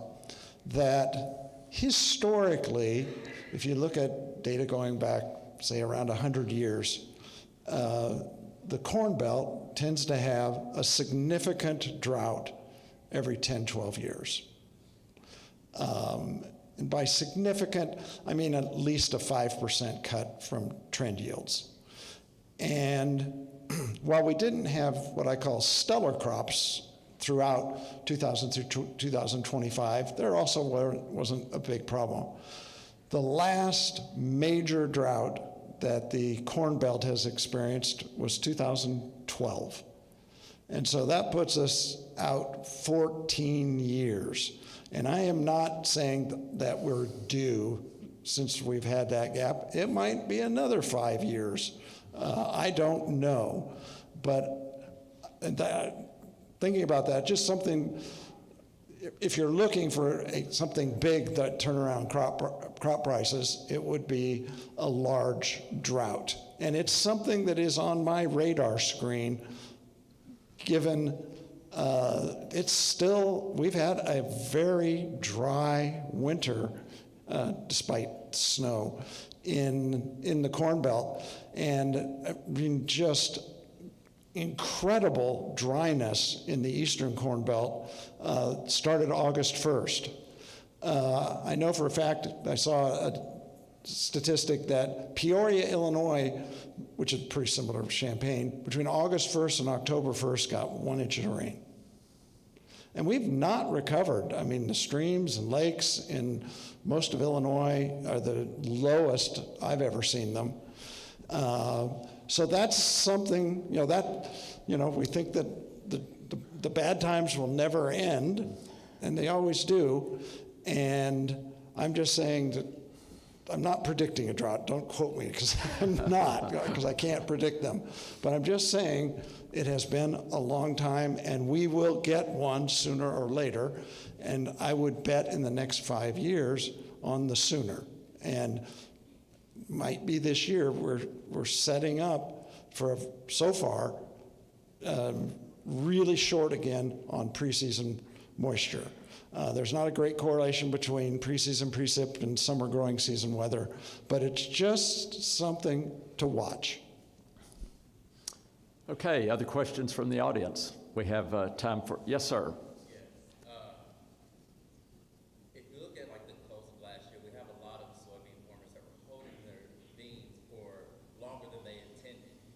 And with the restrictions on pesticides, more fear-mongering than science-based, holding your grain longer, well, you already have around a 20% loss of your yield. Have you seen soybean farmers prepare to, as they hold their beans longer, prepare to combat that 20% along with the restrictions of pesticides that would normally use to protect their yield? So not directly, but on the restrictions part of your question, in terms of what I was talking about, is more in the future, like not something that someone would be experiencing in the moment today. The closest thing to a restriction would be getting into, for today, would be the new labels, trying to navigate the Endangered Species Act and Section 7 consultation and the mitigation measures and those types of things. But so that's not something that I think, what I said earlier relates directly to like right now. It's more of a long-term issue. So that's a partial answer to your question. I don't have anything to speak to on the rest of it. Okay, I had another question for Joe. Joe, there's the county extension meetings that are going on this time of year. There's a lot of speculation about rice acres for this year in Arkansas. We're the #1 rice producing state. Has your team made any forecast of rice acres for this year? And then what kind of price response would we see in the rice markets if rice acres were just, say, 1 million acres a year this year versus what we've typically seen in the past? Yeah, the good news is our group doesn't do the price forecasting. That's the Missouri, FAP rate Missouri does that. But my expectation is, yes, there's going to be less rice acres even in this state. That puts tremendous pressure on all the infrastructure when that starts happening. And again, living that in the cotton world, I'll just use where I'm from, once a cotton gin goes out, it pretty much never comes back. So it's a tough spiral to get into. The answer of what it does to a price has as much to do with politics and trade, tariffs, as it does the rest of the. If you believe what you read or are told, we could sell a lot of rice to a lot of people, but our policies are not such, our trade is, we're not viewed as a very consistent supplier of things. And a lot of that has to do with what the president has done in the last year and a half. So it doesn't stack up for me. I can't really speak to, you would expect a price impact, period. In theory, would say that. How big that would be, I don't know. You mentioned the infrastructure, problem. That's been discussed too, trying to preserve our cotton and rice infrastructure. So back to trade. So we talked about unpredictability there. There's been talk in the rice industry about trying to limit imports, which have been growing gradually, steadily over time. Sometimes it's the specialty type rices, basmati, jasmine, and so forth, but maybe conventional rice too, increasingly. What do you see going on with trade policy on rice imports? Well, I'll take a step back. One of the things that our group does is we do a lot of different types of studies, and we did a major study a few years ago that showed that India was only second to China in terms of cheating and with their commitments to the WTO. And we gave that to the administration. The administration under Trump the first time started going forward with it, actually won the case against India. And then the Biden administration came in, and I'm not going to say anything other than fact. He didn't care about trade. And so when a president doesn't care about trade, the rest of the world takes advantage, in my mind. And so now we're back to, we don't have to like the Liberation Day Declaration and all that stuff. But as someone who wants fairness for every producer in this country, I'm not saying that he's wrong about a lot. I don't like a lot of his activities. I don't like what he says a lot. But I do think that the rest of the world should play fair with the United States. And I do think they have taken advantage of this great country for a long time.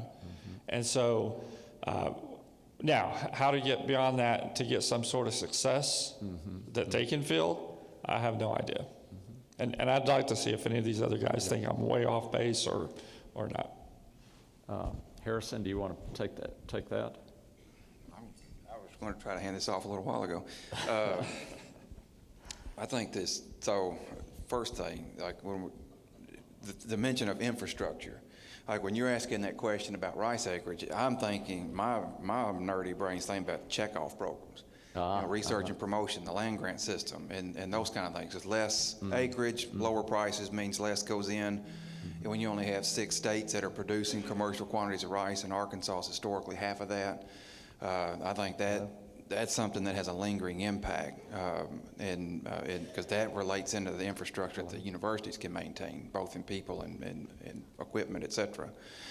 On the trade, I think about that so much. Today it's February 2026. It was a decade ago that we were talking about, it was the #1 priority for American Farm Bureau Federation was the Trans-Pacific Partnership. And I'm wondering, like, the scope, the energy, the time, the commitment it takes to create the framework for these multilateral agreements, all these various countries, and we got one to the finish line and we didn't take it. Are we in a new paradigm there where the best we can do are these smaller unilateral agreements? And I think part of the problem with that, they're good when they work, but part of the problem is it's like we're so big. So like even if we're trying to be fair, we kind of throw elbows. Like if we're just trying to negotiate, say, just with Japan, well, they need a TPP type thing. They need to bring in other Asian Pacific countries to spread it around just for bargaining and leverage. And so that's, in this world, like, forget what you said, we have to have something to sell. Now, it was pretty good, now I can't remember, but I was thinking trade also. Like, we're going to have to figure out how you expand these markets.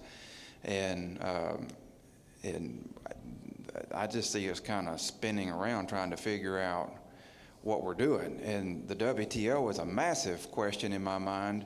I can recall, in 2008, President George W. Bush vetoed a farm bill over trade. Like the first time ever, a farm bill was vetoed, and Congress had to come back in and override that. And all of that was about Title I and people playing fair.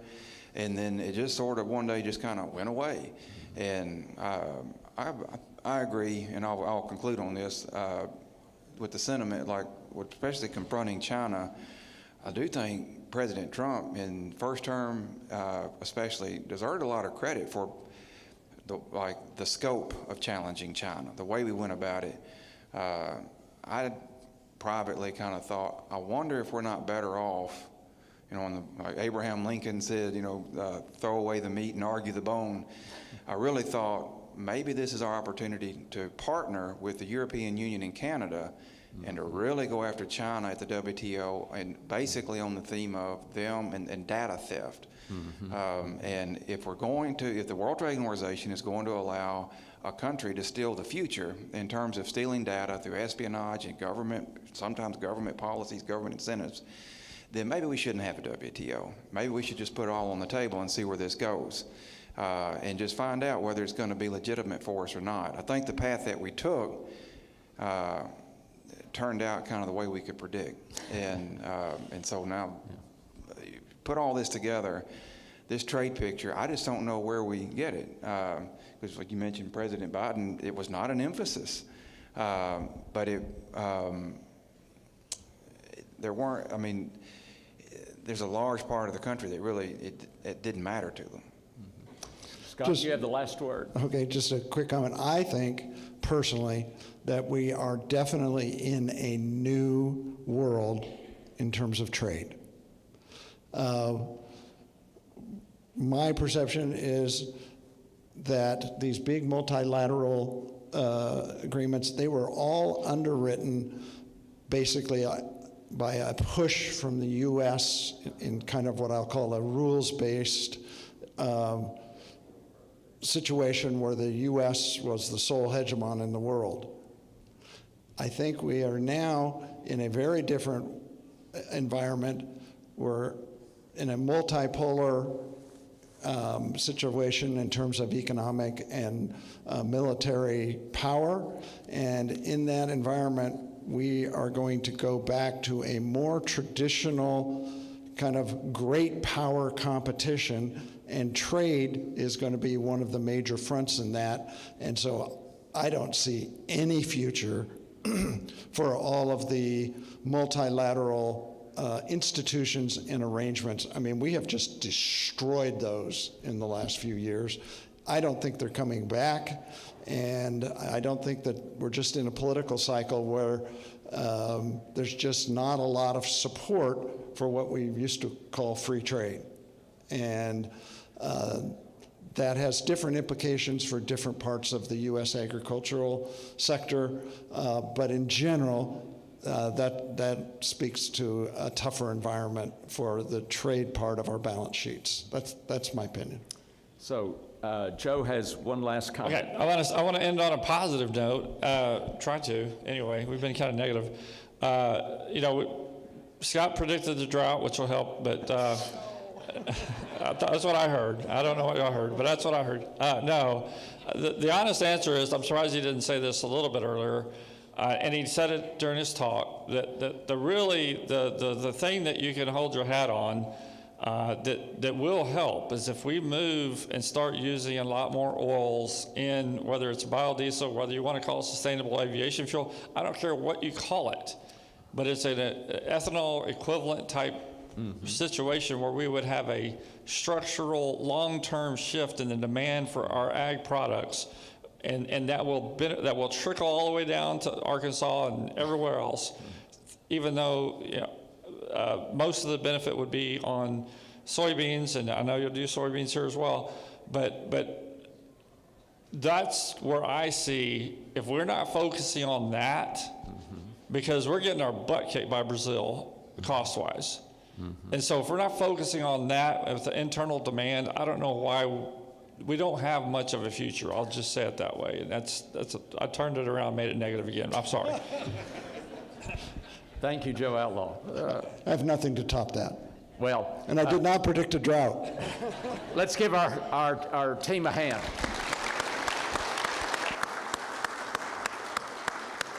It's challenging to gather so much talent with a positive message, so we'll keep working on that for next year. All right, so this concludes the morning general session. A couple of announcements as we break. Our luncheon this year is actually in the next room. Out in the hallways, we have our buffet lines. I've been told that there's actually 2 lines, and each line has 2 sides. So when you go out, some of you move on down the hallway to the second line to spread things out, and then your food, you'll take your meal into the room next door. I believe there's drinks and desserts on side tables in the room. You'll see how that's arranged.